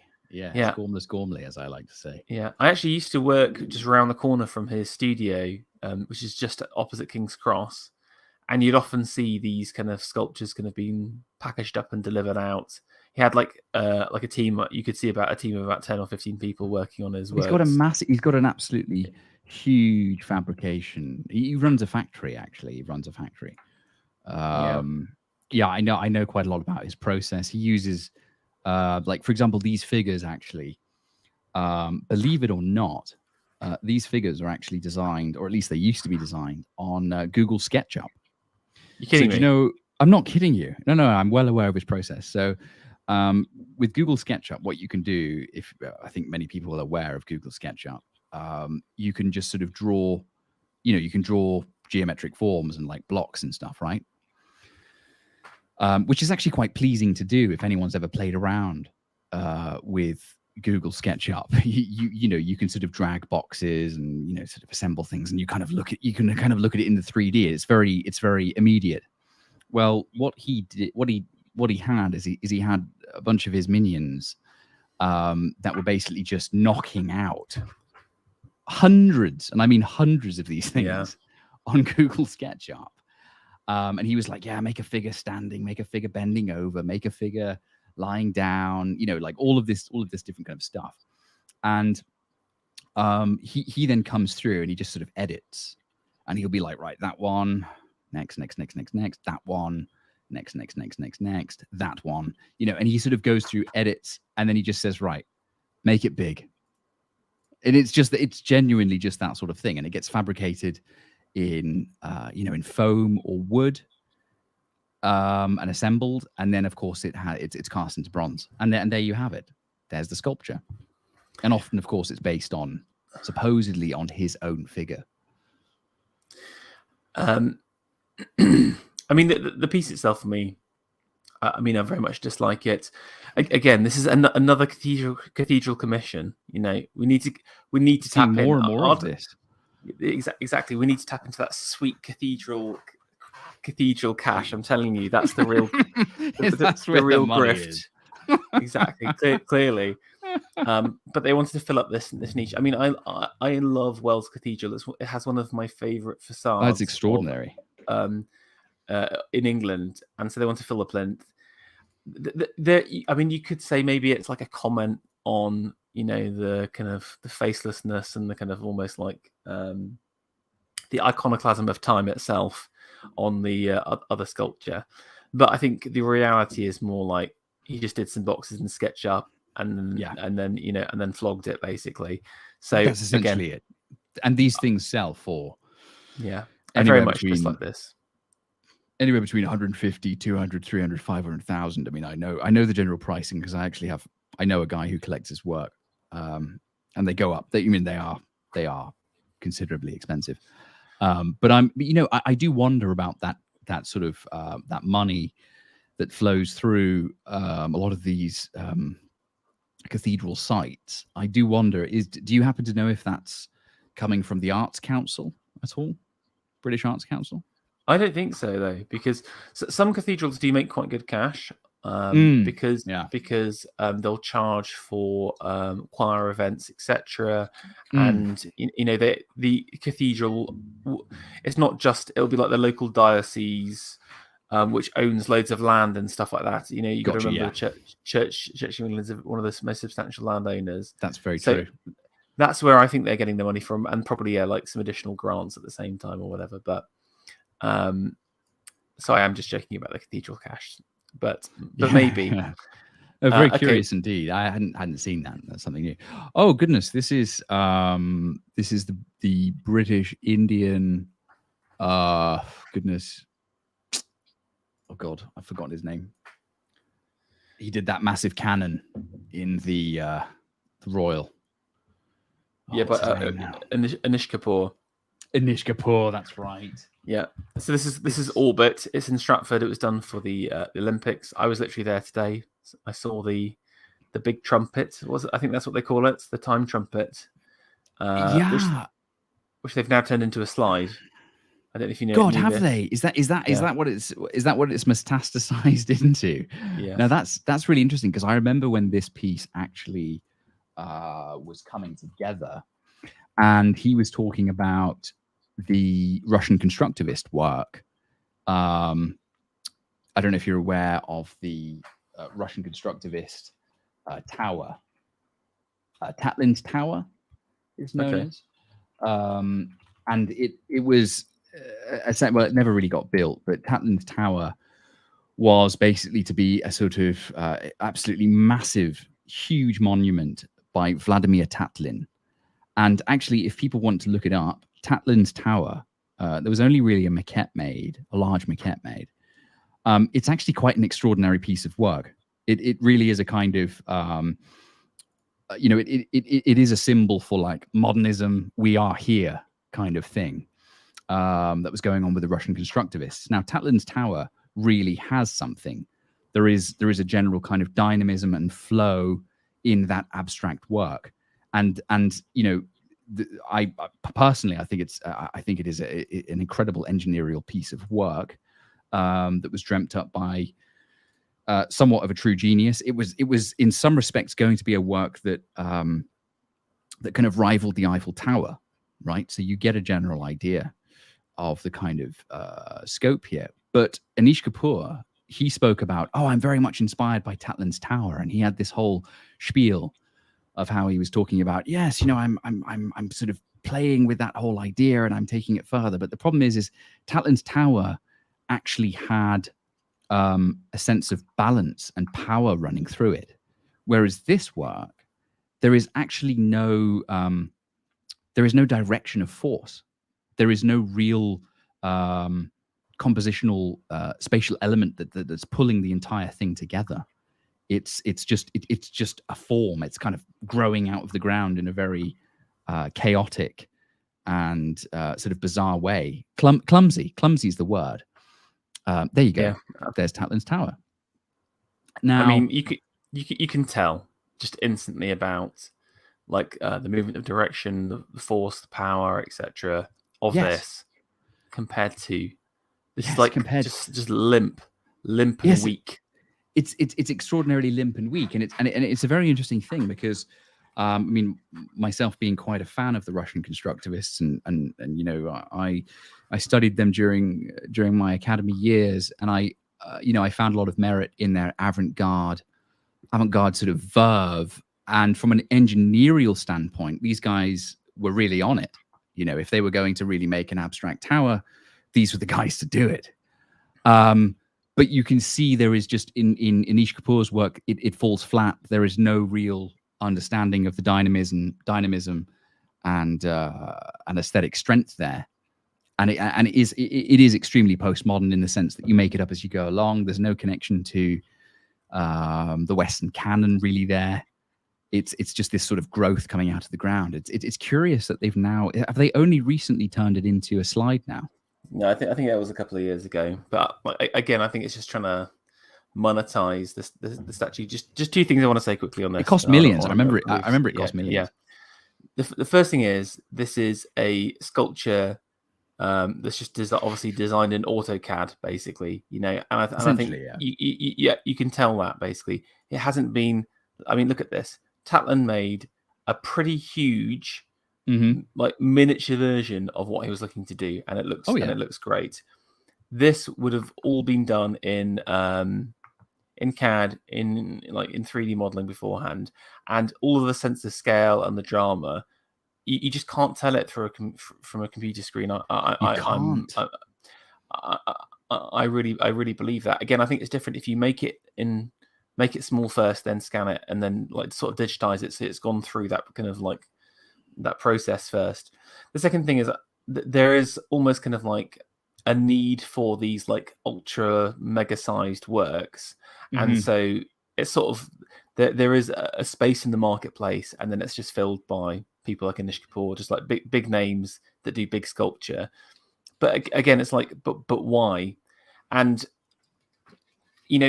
what was the purpose of the sculpture in the first place? The reality was the purpose of the big sculpture was for a big piece of sculpture, as opposed to any idea or any purpose. And I think that's what we've drifted away from in terms of the patronizing class and the art generating class. They don't have a need or a purpose. They just, all their need and the purpose is kind of like again, purely materialistic. We want to just have something big, we want to have something. We just want something large and impressive there, as opposed to we care about something. It's this idea of just make it big. It was actually commissioned by Boris Johnson, and it was considered the idea behind it was the Eiffel Tower of London,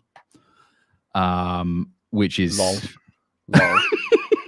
Which is a very curious thing. But one must also look at this goes back to that patronage question. Is like there was a period we used to have what was known as divine patrons, which were people who didn't have the mechanical ability to create art, but they had the vision.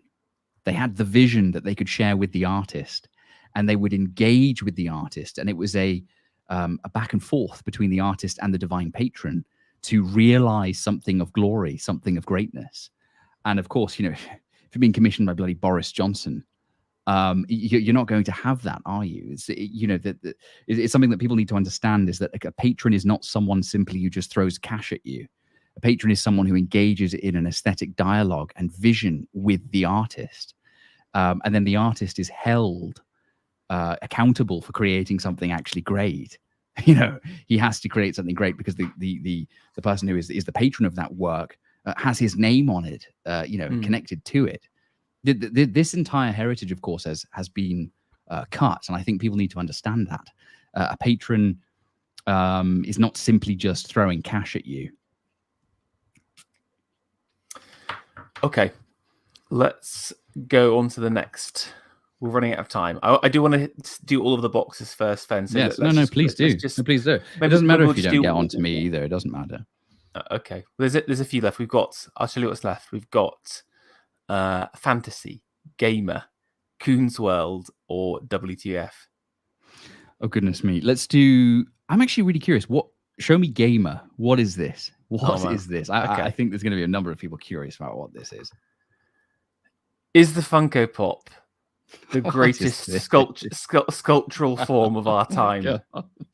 What is this? I don't even know what this is. I'm actually really well. What is this? I'm glad for you, Fen. Like you haven't been sort of tainted. There is a market for these doll toys with large heads and weird, creepy eyes. And they're immensely popular, especially with the younger generation. And they're kind of, I would say these kind of like abstracted and stylized famous people, basically.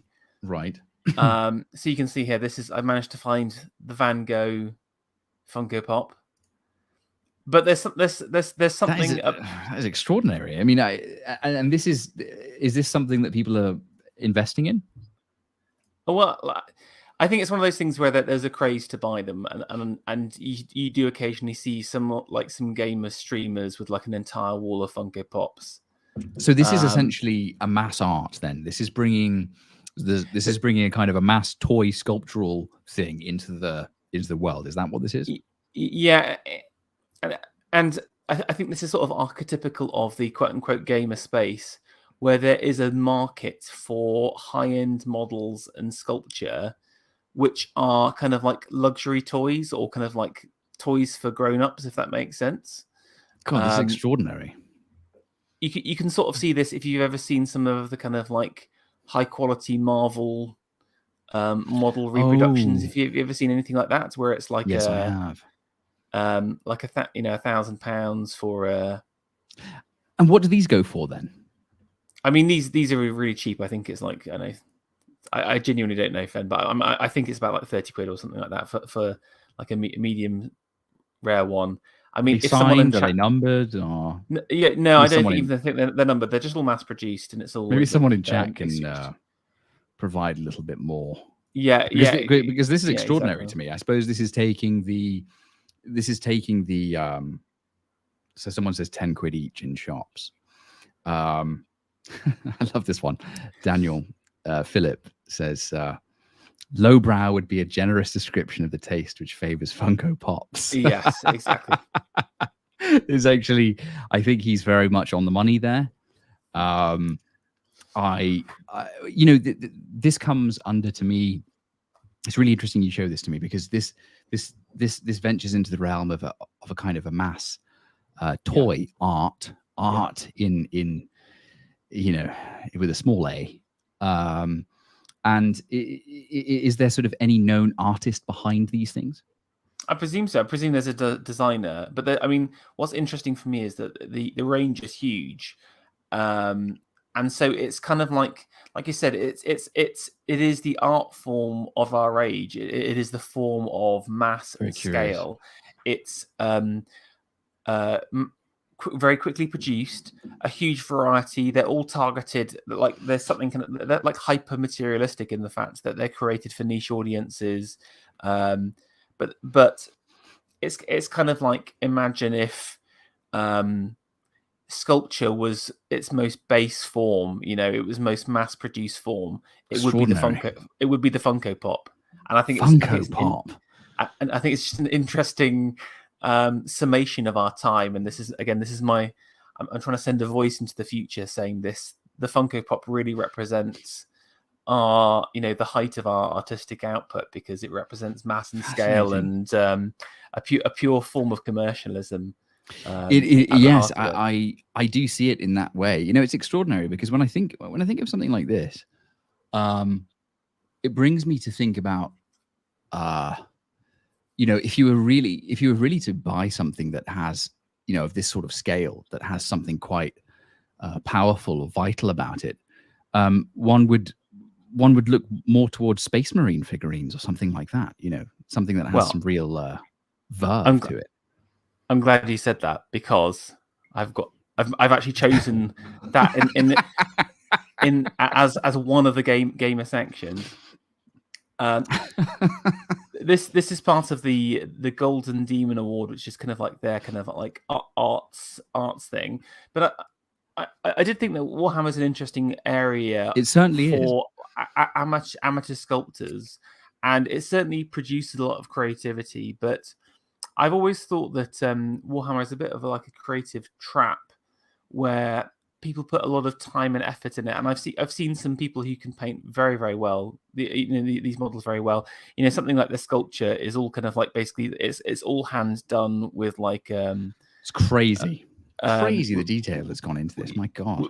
With epoxy an epoxy resin paint or whatever. They'll obviously adapt an initial sculpture, etc. But it's kind of like a ship of Theseus kind of thing. It's been adapted so much that it does become its own thing. But absolutely nuts. It is nuts from a detail and refinement standpoint. It is quite extraordinary. But then I always think that it sort of acts like a trap for people, and I wonder how many certainly, if Warhammer didn't exist, would these artists create actually important works instead of toys? Is what I'm trying to say. It's a really interesting question. Yeah. It's a really interesting question. Does it create artists, or does it trap artists? Well, first of all, what I would say is that these people who are engaged in making this sort of work are artisans. They are people who have, I would say, rather extraordinary ability mechanically. If a lot of this, stuff is being actually made, first of all, in wax or something like that, I don't know what the fabrication process is, but these people have ability. These are artisans that if you were to look at that sort of archetype in the past, they would have been working for a sculptor, or they would have been working for some kind of sculptural fabrication atelier. But when you talk about the word trap, I think obviously, the gaming world, the 3D animation and film world is a place where many artisans go, because they see that within the contemporary art world, the ability and métier to actually create or make things is shunned, and it's sort of put on the back burner. It's not required anymore. So it's like when people talk about like, yeah, but has the artisan or the ability to make, has it actually disappeared? And in some respects, you could say, well, no, it hasn't. In some respects, you could say it's just moved into another space. It's gone into the world of games and computer modeling. It's gone into the world of animation and film. Those people, those artists, have had their abilities sort of leached out of them, like a sort of the industry acts as a kind of a succubus to these to these abilities. And in that respect, there is a kind of a trap, like there is this idea where people talk about like the great sort of geniuses of our day have left the art world and ended up in the world of advertising. There is that one view.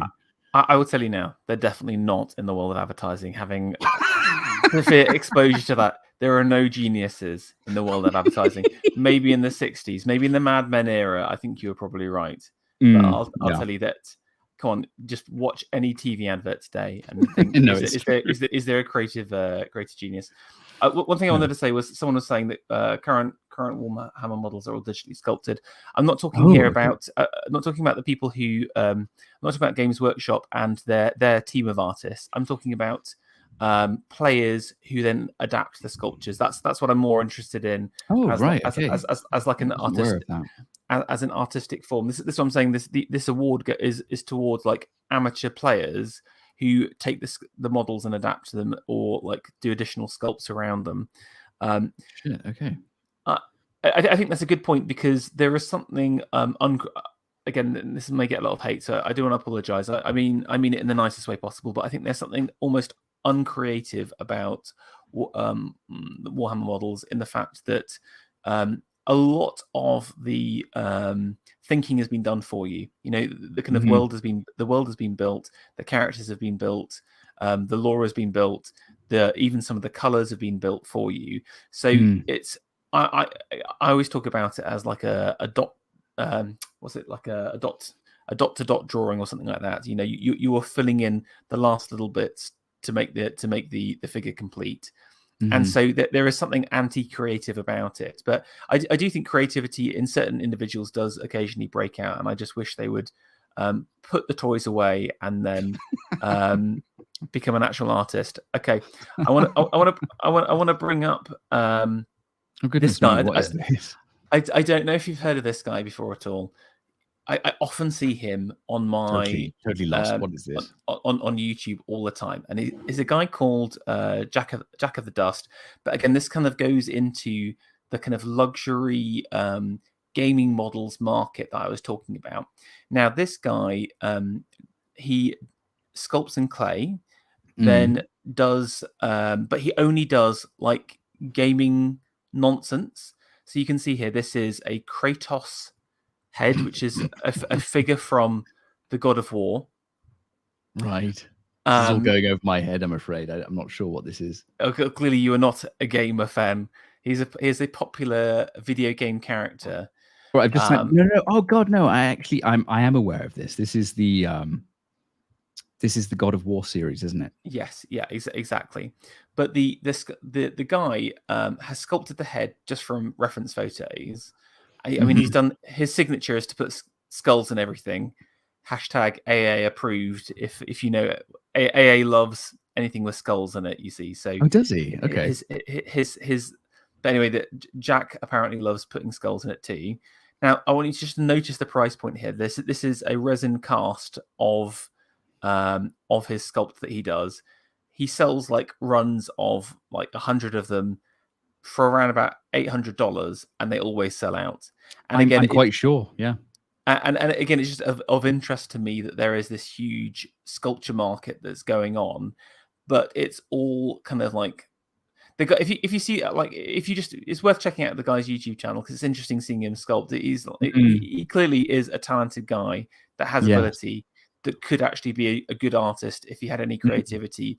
But he's sort of either cynically or maybe he is just an artisan or a mechanic, or just someone who has the technical ability but no actual artistic imagination Mm. or drive, and he's doing a cynical cash grab of neat bucks, from people who Fascinating. like computer games, etc. So Fascinating. Yeah, no. but I mean, these kind of prices, you could buy some good quality, genuine artwork for this price, but people would rather buy a low quality, like, it's not even bronze or anything. This is a cheap plastic head, in my opinion. It's curious, isn't it? Yes, I mean, I suppose this goes back to this idea of that the mass again are, they are aesthetically starved, and so what they turn to, obviously, and I've been in these conversations many times before, actually, where I'm talking about art, and someone says, "Yeah, but I'm like, have you not seen the great art in Assassin's Creed?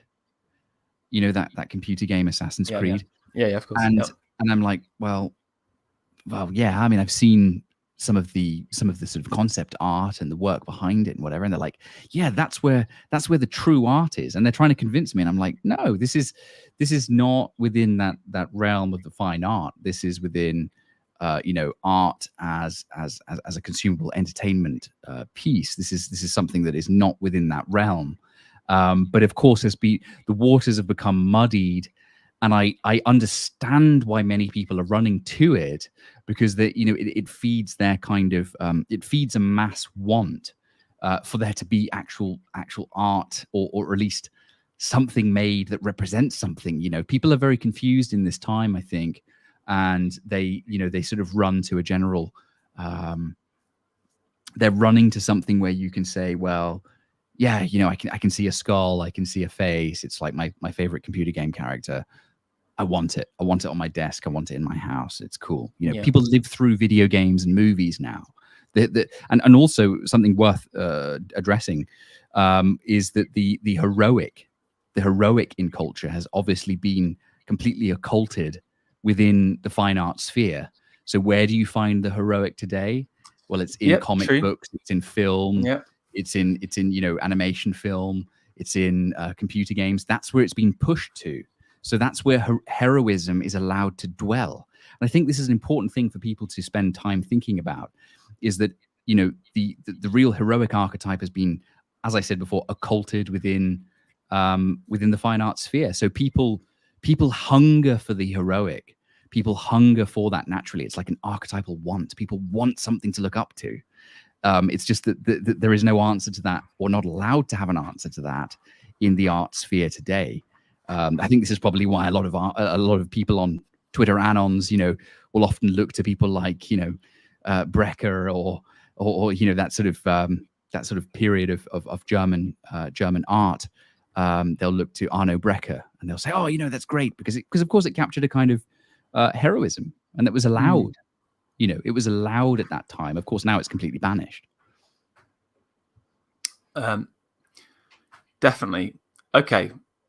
That's gamers. I mean, it's a very interesting subspace where there's a huge amount of money, but it's all about, for me, it's all about mass. Like I said, it just from the Funko Pop to that, even that kind of like more high end hand sculpted piece. It's like you said, it's like the thin gruel of heroism, the thin gruel of it is something more than. I mean, is it more than some of the other stuff we've seen? Some of that abstract stuff. I don't know, maybe like a little bit, but it's. I don't think it's great. Okay, we've got. What else have we got here? Fantasy. Let's do Okay. that. Well, I just talk about. Coons Let me just talk about Coons for a second. I think the Coons and his consequence has been hugely detrimental to the world of art, and basically there is a huge amount of. It's obviously Jeff Koons, because he's so immensely popular and successfully commercially. I think he has generated a huge following from him, in terms of like people just trying to copy him or riff off him, and so you see these infinite number of like balloon sculpts, or like you saw with that third plinth piece, which was if I just quickly go back a second, which again is this kind of like Oh, goodness. shiny, um, Wow. shiny, like, oh, like a bit postmodern. It's a big cherry. In my opinion, this is kind of like just Coon's derivative stuff. But Mm. it's if you go down to kind of Shoreditch or even like Chelsea, to any of the kind of like contemporary galleries where you can like buy fine art or whatever, it's people selling like making crap like this. In this picture in particular, this is actually from the Royal Sculptures, sorry, Royal British Sculptors Group. This is their summer show. This entire room, Right. Okay. and I thought this is because I was going to say this is totally along the lines of the kind of stuff that they champion now. The yeah, Royal Society of Sculptors champions I this. mean, we've got wood with stick, Wood with stick. Yeah. You've got the and found object, the Duchampian thing. yeah, but yeah, I'm particularly highlighting the terrible Coons stuff, and it's just such a meme, and I dislike it. I just wanted to. What's your thoughts on Jeff Koons?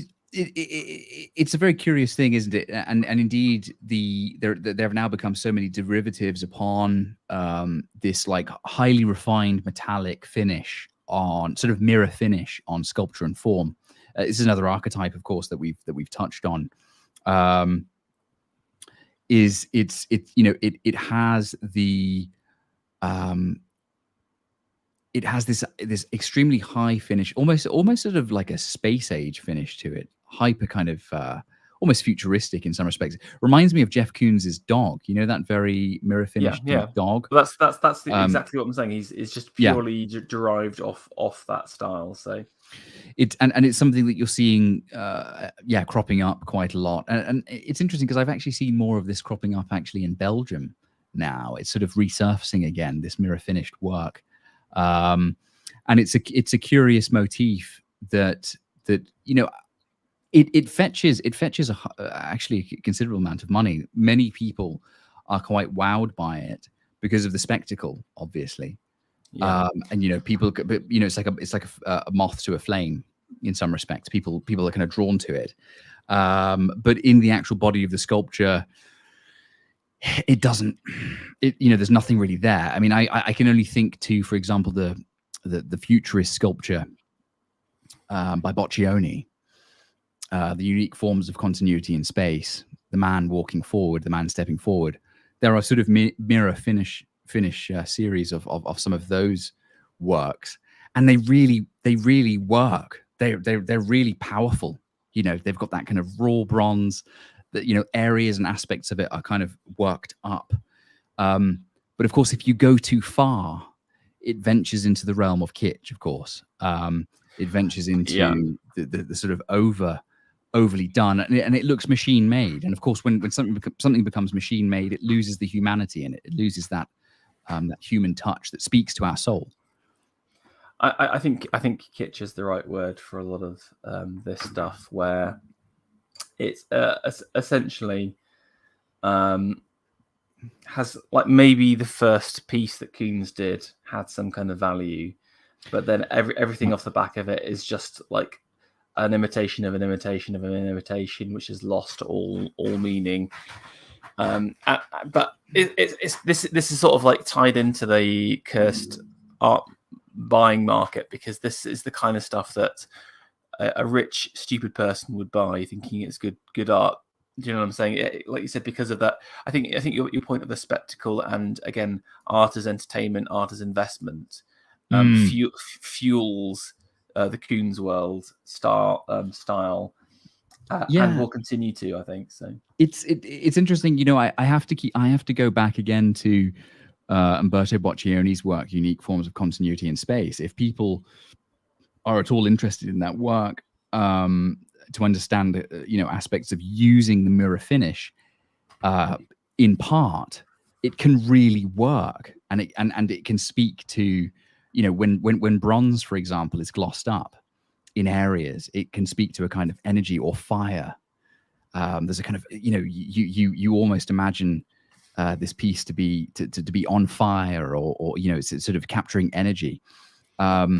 But the forms have to speak to that naturally. The forms have to actually talk to that image to really get it to work. But it has been used well in the past. I think now it's just gone.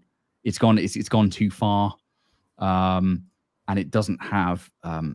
If it's not actually aiding the piece of work, then there's really no point of using it. It ends up just becoming a glossy ornament.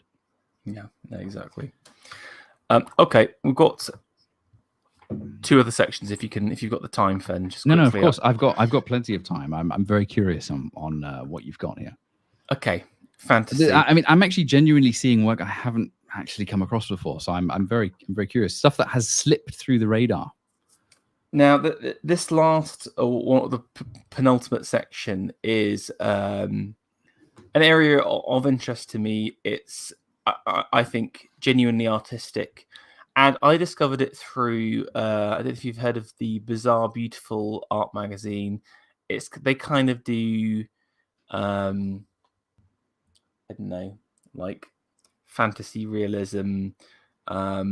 It's I think it's like an Australian publication that has steadily been growing more and more. It sort of touches into kind of like neo grotesque kind of works, or there are some kind of like quasi-realists involved as part of it. But interestingly, there are several sculptors tied to the works. This is someone called Forrest Rogers, who won their sculpture competition a couple of years ago, and they do these kind of interesting, intricate kind of. I call it kind of fantasy, because these are kind of like, well sculpted. I mean, you can see here. There's like a head, which has got wings on and snakes coming out. So there's maybe allusions to Medusa, maybe, but I mean, something mercurial. Nothing, not really though. At the same time, like what's interesting about this genre, it's very much kind of like fantasy, like almost like a fantasy novel, but done in sculpture. And I think there's definite artistry inside there. But I wondered whether you ever encountered anything like this kind of stuff before. I'll show you a couple of other examples. This is kind of like a weird. What is this? It's just like a weird like beetle bug thing here. Again, it's all done in like Daz clay with additional bits attached to it. Or again, I think this is another. This is Shimizu, like I think a Japanese American sculptor. Very, very kind of strange works, but kind of interesting at the same time. I think out of everything that I found, I think this has the most artistry in it. Although often there is kind of like a meaninglessness to it at the sake that they sort of suffer the kind of postmodern thing where it's like I'm just kind of creating work as opposed to work with purpose, if that makes sense. But have you ever encountered this? It's funny because I actually went to. I mean, I go to a number of different art fairs, some contemporary, some antiquity based, and I had. It's funny enough. I've seen art like this made by like Japanese and Chinese sculptors, yes, who make this like hyper refined. It verges. I mean, for me personally, verges on kitsch. I think certainly the Chinese stuff I've seen is often awful, often very, very bad, very, very kitsch, very realistic. I'm more sympathetic for this kind of stuff. But yeah, carry on. Sorry. And it's very curious. I mean, the thing is for me is I see it. Like that, there is a large market for it actually within the contemporary art space. That people are making this kind of curious fantasy stuff. It's very, very refined.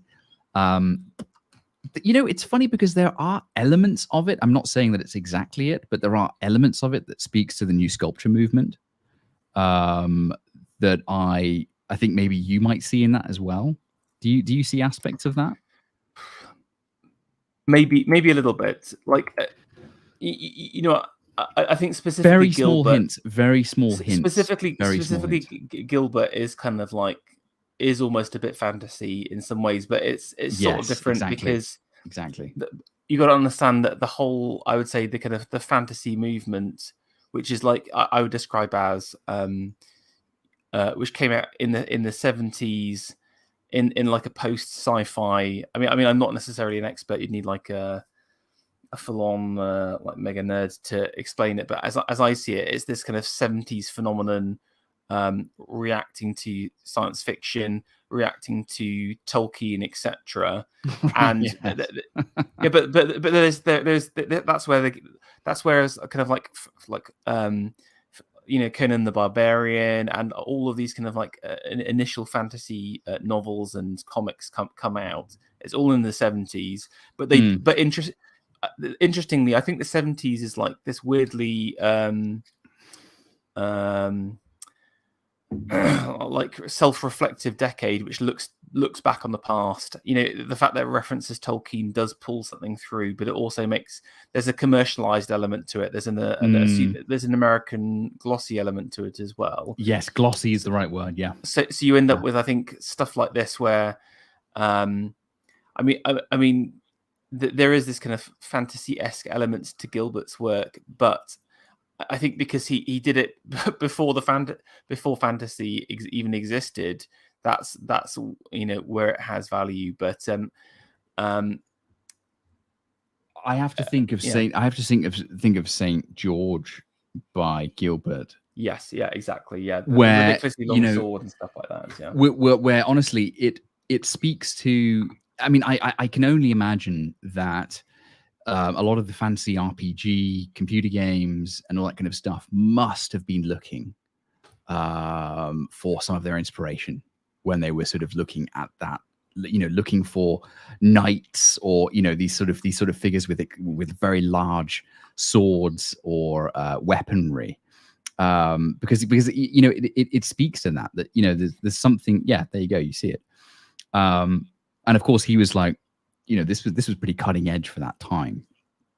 A huge amount about this new sculpture movement. But interestingly, like he's working in the Renaissance mode. This is a Renaissance piece of art, maybe with a bit of like high Gothic flair in the mix. But I think what really happened was, again, in the 70s, they looked, because it was a time of like they loved the Victorian era. In the 70s, they were kind of referencing it loads. All of like the psychedelic posters, etc. Yes. That's all based on secessionist posters, etc. Yes. So yes. There's this kind of huge 19th century revivalism. So I think subconsciously a lot of the stuff has been pulled through from Victorian Gothic romanticism and also maybe a bit of new sculpture, but I don't think it's conscious at all. I don't think anyone, right? Yeah. If you spoke to them about Gilbert, no one would know who. No, he is. they perhaps wouldn't. But it feels to me like he was kind of really nailing something. I mean, like another work that comes to my mind is Saint Michael by Gilbert. I don't know if you can bring that up, but if you just look at the extraordinary refinement. And the painstaking attention to detail and the figure and then and the wings and the sword. I mean, it's crazy. It's absolutely nuts. And I, when I think about the new sculpture movement, these images come to my mind. There is an extraordinary sort of ornamental hyper refinement to it. No, yes, there you go. I mean, that is just so intricate and extreme. It's really pushing the level of detail, and there is that sort of exuberant fantasy. Yeah, I think you're right. I don't really like calling this modern stuff Gilbert-esque. No. I think you're right in the fact that they're both trying to do something which is. It's realism plus the dreamscape or something like this. Yes, absolutely. Absolutely. But all of the thing is about Gilbert stuff is that firstly his is all based on traditional forms and characters. Yeah. And I would say secondly that all of his works had purpose and place. While there is my criticism of this kind of modern fantasy art is there is a looseness, like I said, this kind of postmodern. Yes, of course. I'm just kind of putting it out there, kind of vibe to it. You know, It absolutely is. Yeah. This is his take on St. Michael, which is like an iconic sculpture form. He's the one that weighs up whether, I don't know if you can see here, his sword actually is the weighing scale between sinners and stuff like that. I don't know. I don't know how the hell that was created. Actually, yeah, it's actually relatively big. That's partly how he does it, but also like a Brazilian part. Mental, but really mental. So you're right in the sense they're trying to kind of touch on similar points, but I just think it's an interesting genre that that's cropping up. That I'm seeing more and more, and I wonder where they're going to get to, and whether it is just this kind of strange little kind of curio or novelty. Like people creating weird little monsters to put on the side of there. There's something again kitsch and naff about it. You're right, maybe, but there is skill at the same time. Again, I see something like this, and again, there's definite ability and vision. Technical ability there. But it doesn't go beyond simply just the image. Yeah, I think that's a fair criticism. I think that's fair. Okay, let's finish up with WTF. What did I put? I can't even remember what I put in WTF. I think I just put in the your chat here, and this is the segue to your section basically. And Fen was like, "Oh, you need to include this guy. You need to include," and I opened up the picture here, and it's a fat disabled man producing some kind of Aztec polo nightmare god in the middle of Wakefield. And again, I love Wakefield for its town centre. It's Town Hall, produced by T. Colcutt. He's one of my heroes. So Wakefield actually has a very special place in my heart. But you just look at this nightmare. This is like, if anyone knows the Mighty Boosh, this could be something out of the Mighty Boosh, with all of the polos and stuff. But Fen, tell me about this. Well, this came into my. I came across this recently because I'm not sure if you remember, I was talking a little bit about this on Discord because it was just very curious. This piece of work is known as an Amazon love god that has found itself in Wakefield. It's part of a series of work now that is funded by the British Arts Council. That in the artist's words, Wilshire Mills, he says it is a piece that celebrates disability, northern working class, and the heritage and popular culture. And it's an interesting one because it's the first piece of sculpture that I've actually come across that is actually that is actually in many respects progressive politics arriving in somewhat of aesthetic form, in the sense that if you look into what the artist is saying about this work, he actually does term it as a celebration of disability.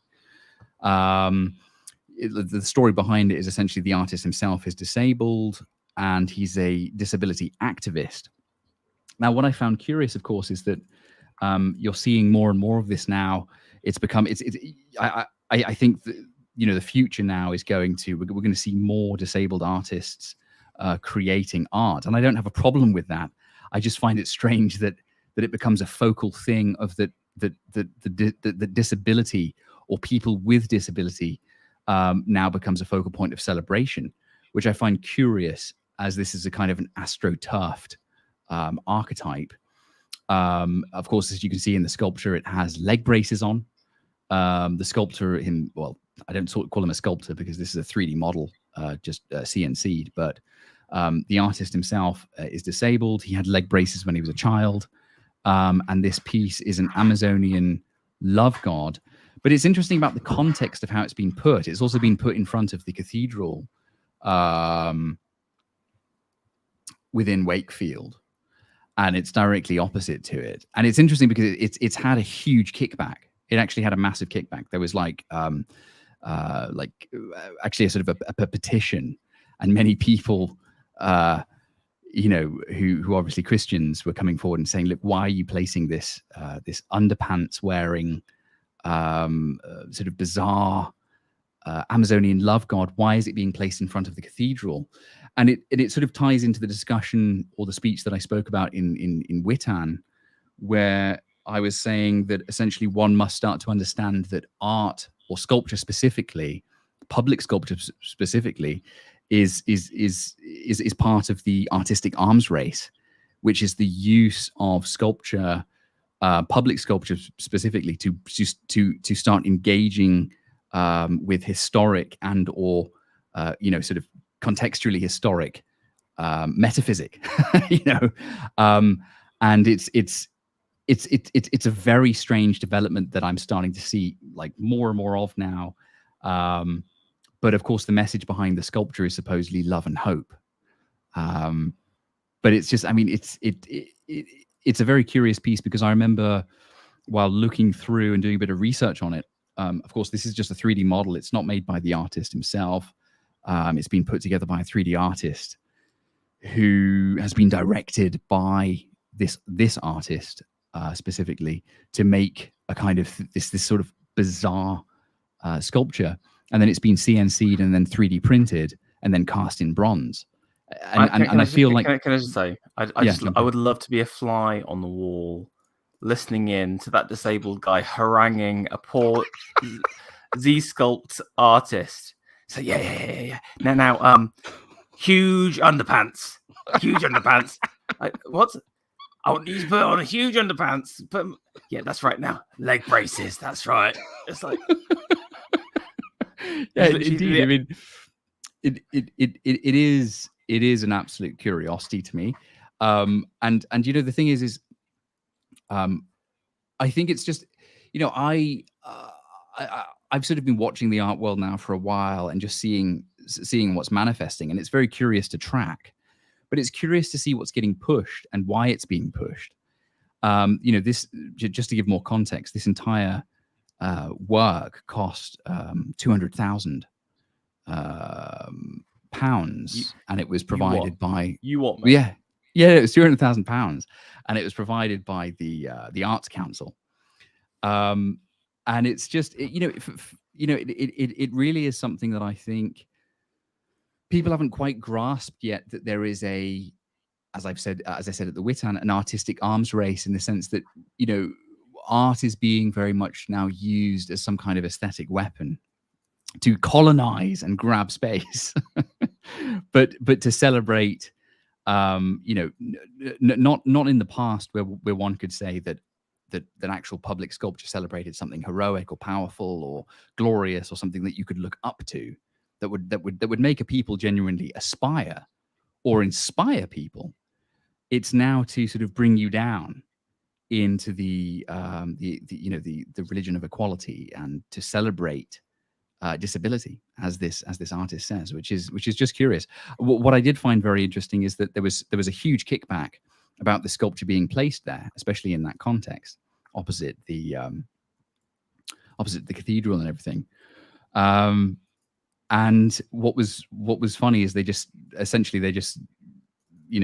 lot of the administrators there just said, well, it's going there, so whatever you have to say doesn't matter. And I just find it a really curious thing, because would they put that in front of any other place of worship? I don't think so. That's the curious thing. And so people need to understand that public art is now being used very much to engage in a kind of, in some respects, a sort of a spiritual warfare. It's very curious indeed. Absolutely hate it, Fen. This is the worst thing we've seen so far. I prefer Gormley's annoying but ultimately inane bunch of squares to this genuinely disturbing and demonic work. Also, look at this just disgusting fat woman inside the boat here. Look at this. This is the love they're celebrating. The love between. This is love. This is love. Oh my goodness. But it's I don't want to put a huge downer on this entire thing. I just think it's important that people begin to understand that there is a way out of this, of course. And I think that the what essentially is already brewing is that you're seeing genuine artists and sculptors who are collecting and looking towards an alternative, and looking towards actually bringing something else. And I think on a macro scale, in time, we are going to see a considerable switch taking place. But I'm not sure if people have ever fully taken into account the use of art. Why does it go into a certain context? Why does it go into a certain place? What does it represent exactly? And who's pushing it there? That's also something that's just worth understanding. This stuff is astroturfed from the top down. It's, when I think about public art or public sculpture, one would think that you were going to speak to the context and the sort of the cultural heritage of that place. Something that people could aspire to. This is what public art wants fulfilled, and I believe should fulfill again. Actually, I think it is something that should fulfill. It should absolutely fulfill again, and that was the 3D model in that last slide. But yeah, there you go. I thought it was very interesting, and I thought it was very curious as well that the guy was at times referring to himself as a sculptor, which is indeed not something that he is. He's not someone engaged in the craft of sculpting. Backseat driver.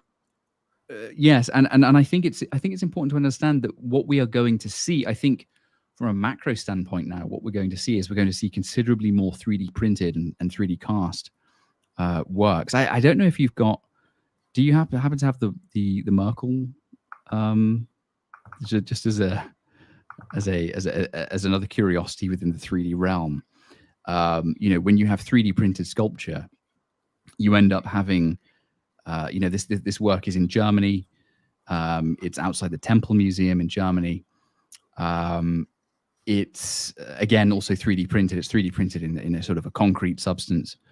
The most bizarre. It's the most bizarre thing, because I think it again. Well, thankfully, it fell down under its own weight in the end. But it again speaks to this idea that the sculptor is being replaced by 3D printed technology. And I've had many debates with people online where people say, yeah, but this 3D printing thing and whatever, it's the future.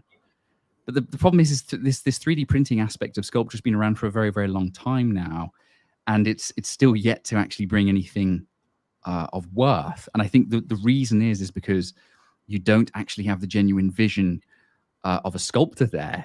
You have this weird sort of amalgamation of an artist working with a 3D modeler behind a computer screen.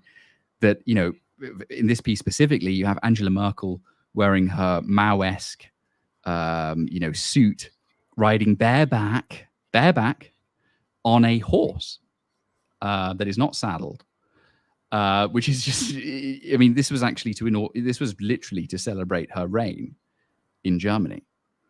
And it's just such an extraordinarily curious piece, and these sort of bizarre, as the ability to actually sculpt. What is replacing that, of course, is the sort of the artificial and the 3D modeled, and then the CNC made, or the 3D printed. But it just looks so awkward, and it looks so awkward because you don't have a sculptor's vision behind it. You have a technician's vision behind it. Can I just say, Fen, you started off your segment saying that I don't mean to blackpill, but you've dropped the two worst things we've seen so far simultaneously. I don't. No, there is a light at the end of the tunnel. The point to say is that realistically, this has no legs. That's the thing that you have to celebrate, is that it's reaching a pivotal moment. People are starting to see that this actually can't go on. This can't go further. I see someone in the chat who says that this must be satirical. It's not. It's not. This is dead serious. This is absolutely serious. This is what they had manufactured in front of the Temple Museum in Germany that celebrated the reign of Merkel. And it's a very curious piece because when one analyzes the motifs here, there is no pedestal. which means that it hasn't, it's put on pedestrian ground, which interestingly enough has been something that the sort of the avant-garde of the past celebrated in the 1970s in London. They celebrated this idea of you don't put a piece of sculpture on a pedestal because it's hierarchical. And so they had to strip everything off a pedestal. You have to put sculpture in human space, lived space. But of course, by doing that, you actually just turn a piece of sculpture into something pedestrian. It loses its power. And so what you end up with is this sort of work. There's nothing glorious here. That the thing that I find really funny is that there's that piece of sculpture. I don't know if people know. There's that massive sculpture of Genghis Khan on his horse. Yeah. And there was someone on Twitter who engaged with me, and he sent that to me, and I was laughing so hard because I was like, yeah, it's like that meme of like what you think you look like, but what you actually look like. And there's just no power there. I mean, it's like, is this supposed to be Merkel like fucking Napoleon on the horse? It's so lacking of vision. It's so awkward. Look at that leg. Look at that leg on that horse. Do you want to talk about the what happened to it? Well, what happened is that it stood for 2 years, and because it was 3D, because it was essentially manufactured by a 3D printing process using concrete, it eroded. Because if you put that sort of material outside, this is something that sculptors have to be very aware of, because whenever you put a material outside that isn't bronze or certain types of stone, is you have to understand what happens with the weather. So what's important to understand is that, of course, when you have a cycle in the seasons, when it's very, very hot or when it's very, very cold, you're going to have a certain type of erosion that takes place in the material itself. So when it's very, very cold and it's freezing and perhaps a bit of water gets in, it's going to over time create micro fractures. And that in time, within 2 years, already, the thing collapsed under its own weight. And people were like, oh, blown away. Like, why did this thing collapse? But it collapsed because it's Toy Town stuff that hasn't actually been made by an actual sculptor. It's purely fabrication. But that's also what's happening. You're seeing more and more fabrication rather than actual sculptors engaging in the creation of public art. It's such an uncanny piece. I mean, I laughed for a considerable amount of time at this piece because it's just hilarious. There's something to be said that I do wonder whether all of this stuff is just like a massive like grift operation to transfer money out of the government into the hands of people. I'm just saying right now, if you're a budding entrepreneur, you would invest heavily in this technology and just like, charge $100,000 or whatever for these sculptures, because I think there is a huge amount of money out there for this kind of nonsense, and it is it's just a total tragedy.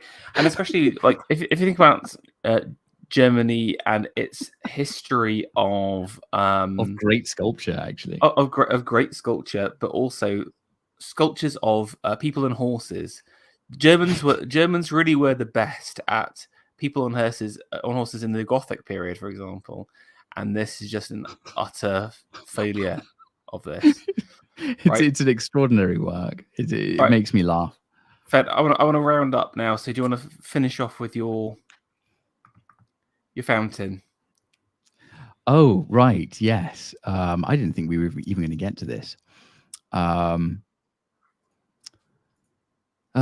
Yes. So wait, hang on. Let me just have a quick look at what you're looking at there. Get it up. Okay. So this is in the city that I reside in Antwerp. This is known as the Brabo Fountain. And this depicts a hero. This was made in something like 1886 or something like that. I forget the exact year, by a Flemish sculptor who went to the same academy that I went through. And the point that the reason why I want to address this just briefly is to talk about this idea of the heroic in art, or rather the making of a public piece of work that speaks to something higher. Now, to get a general idea of this, what you have is the figure of the hero Brabo, which is essentially depicts a heroic figure who to cut a long story short, that cut off the hand of of a giant that held the river Scheldt in Antwerp to ransom, essentially. So he wouldn't let any boats pass down this river unless he was paid.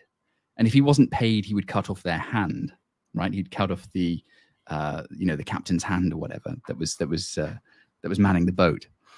And it's a curious piece because this piece of work sits on the main square in Antwerp, and it's not a piece that I would usually celebrate in any way, shape, or form, because obviously I'm more of a sort of a modernist, someone who's very interested in the more sort of rough and direct, brash works of the futurists, for example. But I think it's an important work to dwell on when one thinks about connecting to a myth. This is a hero who cut off the hand of the giant who held the river to ransom, and he has slain that giant. And if you push through on the pictures, if you go through, this is a huge piece of work, by the way, absolutely massive. And there you have, he's holding the giant's hand. This is Brabo holding the giant's hand, a heroic figure. And he's slain the beast beneath him. It's a very archetypal piece of work. And now Antwerp takes its name from this idea of handwerp, which is to throw the hand, throwing of the hand. And here you see the giant throwing the hand. So it's a direct piece of work that connects to the mythology of the city. It connects to the context of the city. It's a heroic formulation. It's not something that you would ever see happening today. This idea of like the hero slaying the beast, the hero slaying the evil entity. And it connects to this idea also of that the Dutch at a certain point held the river that they had a sort of monetary system on the river where any trade boats coming through would have to pay. And the Flemish overthrew them at a certain point, which allowed them to have true trade in their city, which allowed them to actually, prosper as a trade city, as a dock city. And it speaks to this entire sort of interwoven is this entire mythological, idea behind Antwerp and what it stood for and the people. And you see this symbol of the hand on everything from chocolate to their beer to certain flags. This idea of the slaying of the monster, the slaying of the giant, and the heroic good is able to sort of transcend and go beyond. And this entire, I don't know if you can go through the sculpture or the images of the sculpture. This entire piece, which is actually kind of extraordinary. It's very extreme. At the bottom, it's quite difficult to see, but yeah, although if you go back, you've got the giant slain. There it is. It lies there. It's been beheaded and it's lost its arm, and it's a fountain. I mean, it's totally over the top. It's crazy. And this was created actually in the early modernist period, 1886, something around that time. And it comes back to this idea of public art, public sculpture. All of the people in Antwerp celebrate this work because it's a heroic story that speaks to them deeply. It speaks to their place and their being. This idea of the overthrowing of this entity that stopped their growth or stopped them, prospering. And it's within every part of their metaphysic. It's within every part of what they're doing. And I thought it was something to touch on, even though aesthetically I'm not saying this sort of work has to be made. I think you can actually do far more kind of like crazy extreme modernist formulations of this. I'm just saying this idea that public sculpture should engage within that myth, that sort of myth of a people and within the story of the place and what they're engaged in. And that would then truly speak to the people. If you're making public art and public sculpture, you don't just make it for a tiny little clique that gets it or understands it. You're at service to that story on a whole. You're engaging with that entire story. And I just think it's it's a very direct example of showing that. I mean, this is also an archetype that you see down through the ages of so much of so much sculpture and art. The slaying of the beast, the slaying of the evil entity, and of course, it's something that has now been very much forbidden within the art scene today. You cannot really focus on the heroic. You can't really focus on that sort of stream. And it's just interesting to see that this piece still stands in Antwerp. It's still heavily celebrated and loved. And of course, this idea of the hand is everywhere within the metaphysic of the Antwerpian people. That's really interesting, and I guess kind of sort of looping it back to our appraisal of modern work. I think it is definitely missing. Most of the work we've seen is clearly missing those higher ambitions or ideals that this piece of work, which is ambitious and powerful, tried to execute. Wait, so sorry, hang on. Giant Geo talks. He says here a lot of public art was a limited hangout nod to various elites, though. Yes. It's true that there was indeed this elite patronage, and it spoke to a few people who could decode certain ideas within it. I get that, but if you look at so much of the public art today, it falls short of that. I mean, so much of the postmodern nonsense that's there today only really speaks to that small clique who kind of gets this, who gets this very cretinous idea, but in terms of actually fulfilling the role of something that is, something with verve and is life affirming, is not there. It doesn't speak to a wider group too. I do definitely agree that art has that elite element, and there will always be that small niche and clique that it speaks to, and I think it should. It shouldn't just be to sort of speak to the mass on that level. But I think it is important that we can look at art down through the ages and say that it wasn't simply just that. It had depth to it. I see it almost as like the midwit meme, where you've got the kind of the high end and the low end agreeing, and then the middle talking nonsense. There is an innate power to this kind of sculpture that someone who doesn't know this story, the story, can see that this is pretty cool. Just imagine like you're a farmer, you've lived on the farm your entire life, and you've come into to Antwerp to sell your goat. You rock up to this and you think, this is impressive, this is powerful, right? Imagine you've come into that to see the love god or whatever. You see that's a pile of crap. There's an obvious low elements to it that would be appealing, and I think you'd be surprised when speaking to kind of like working class or non-artistic people.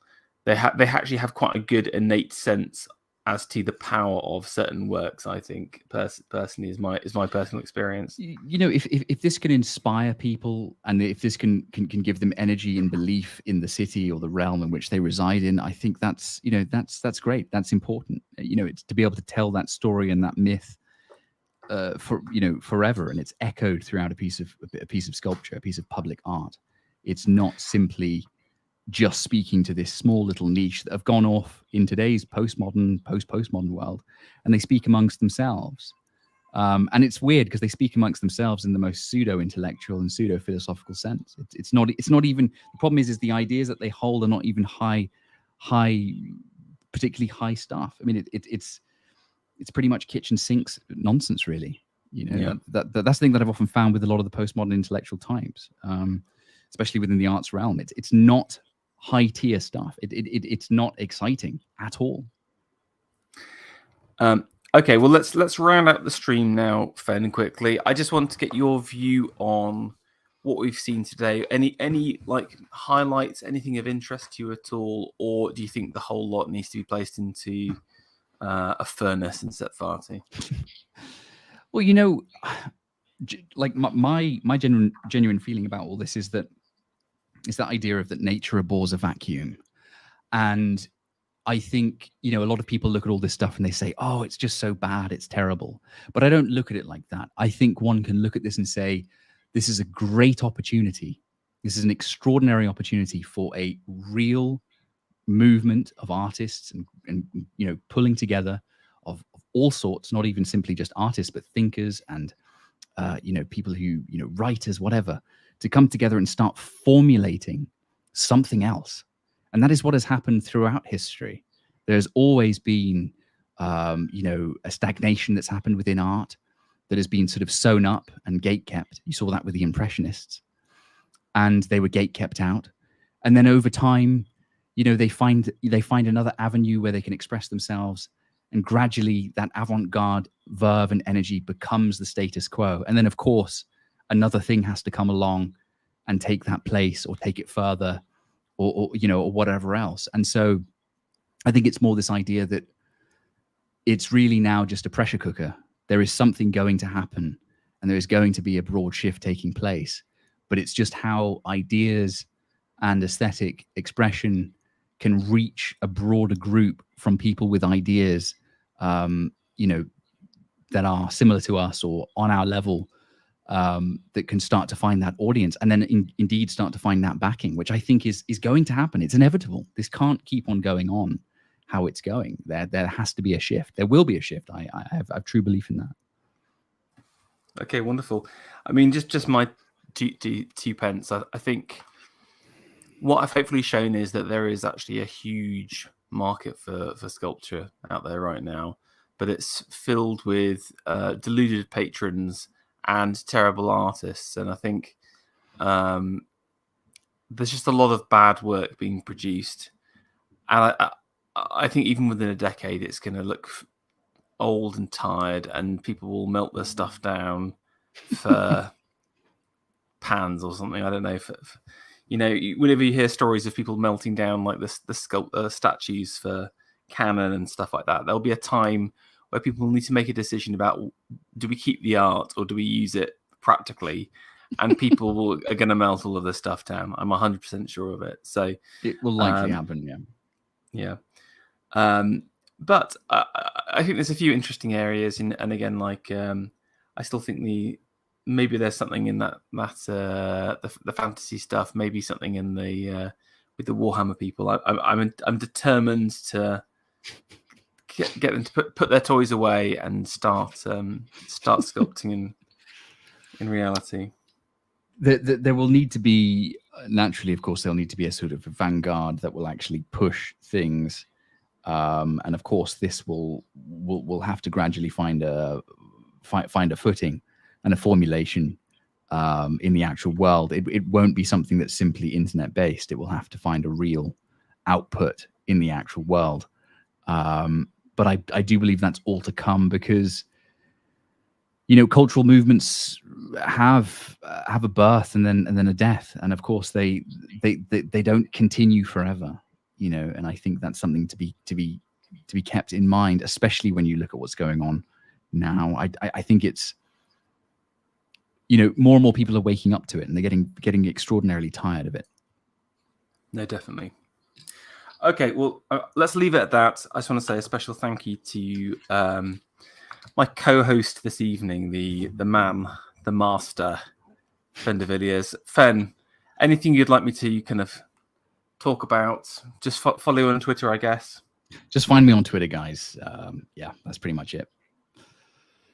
And if you've been inspired, maybe just drop Fen or myself a tweet, and we can guide you in the right direction to start you on your artistic path, maybe.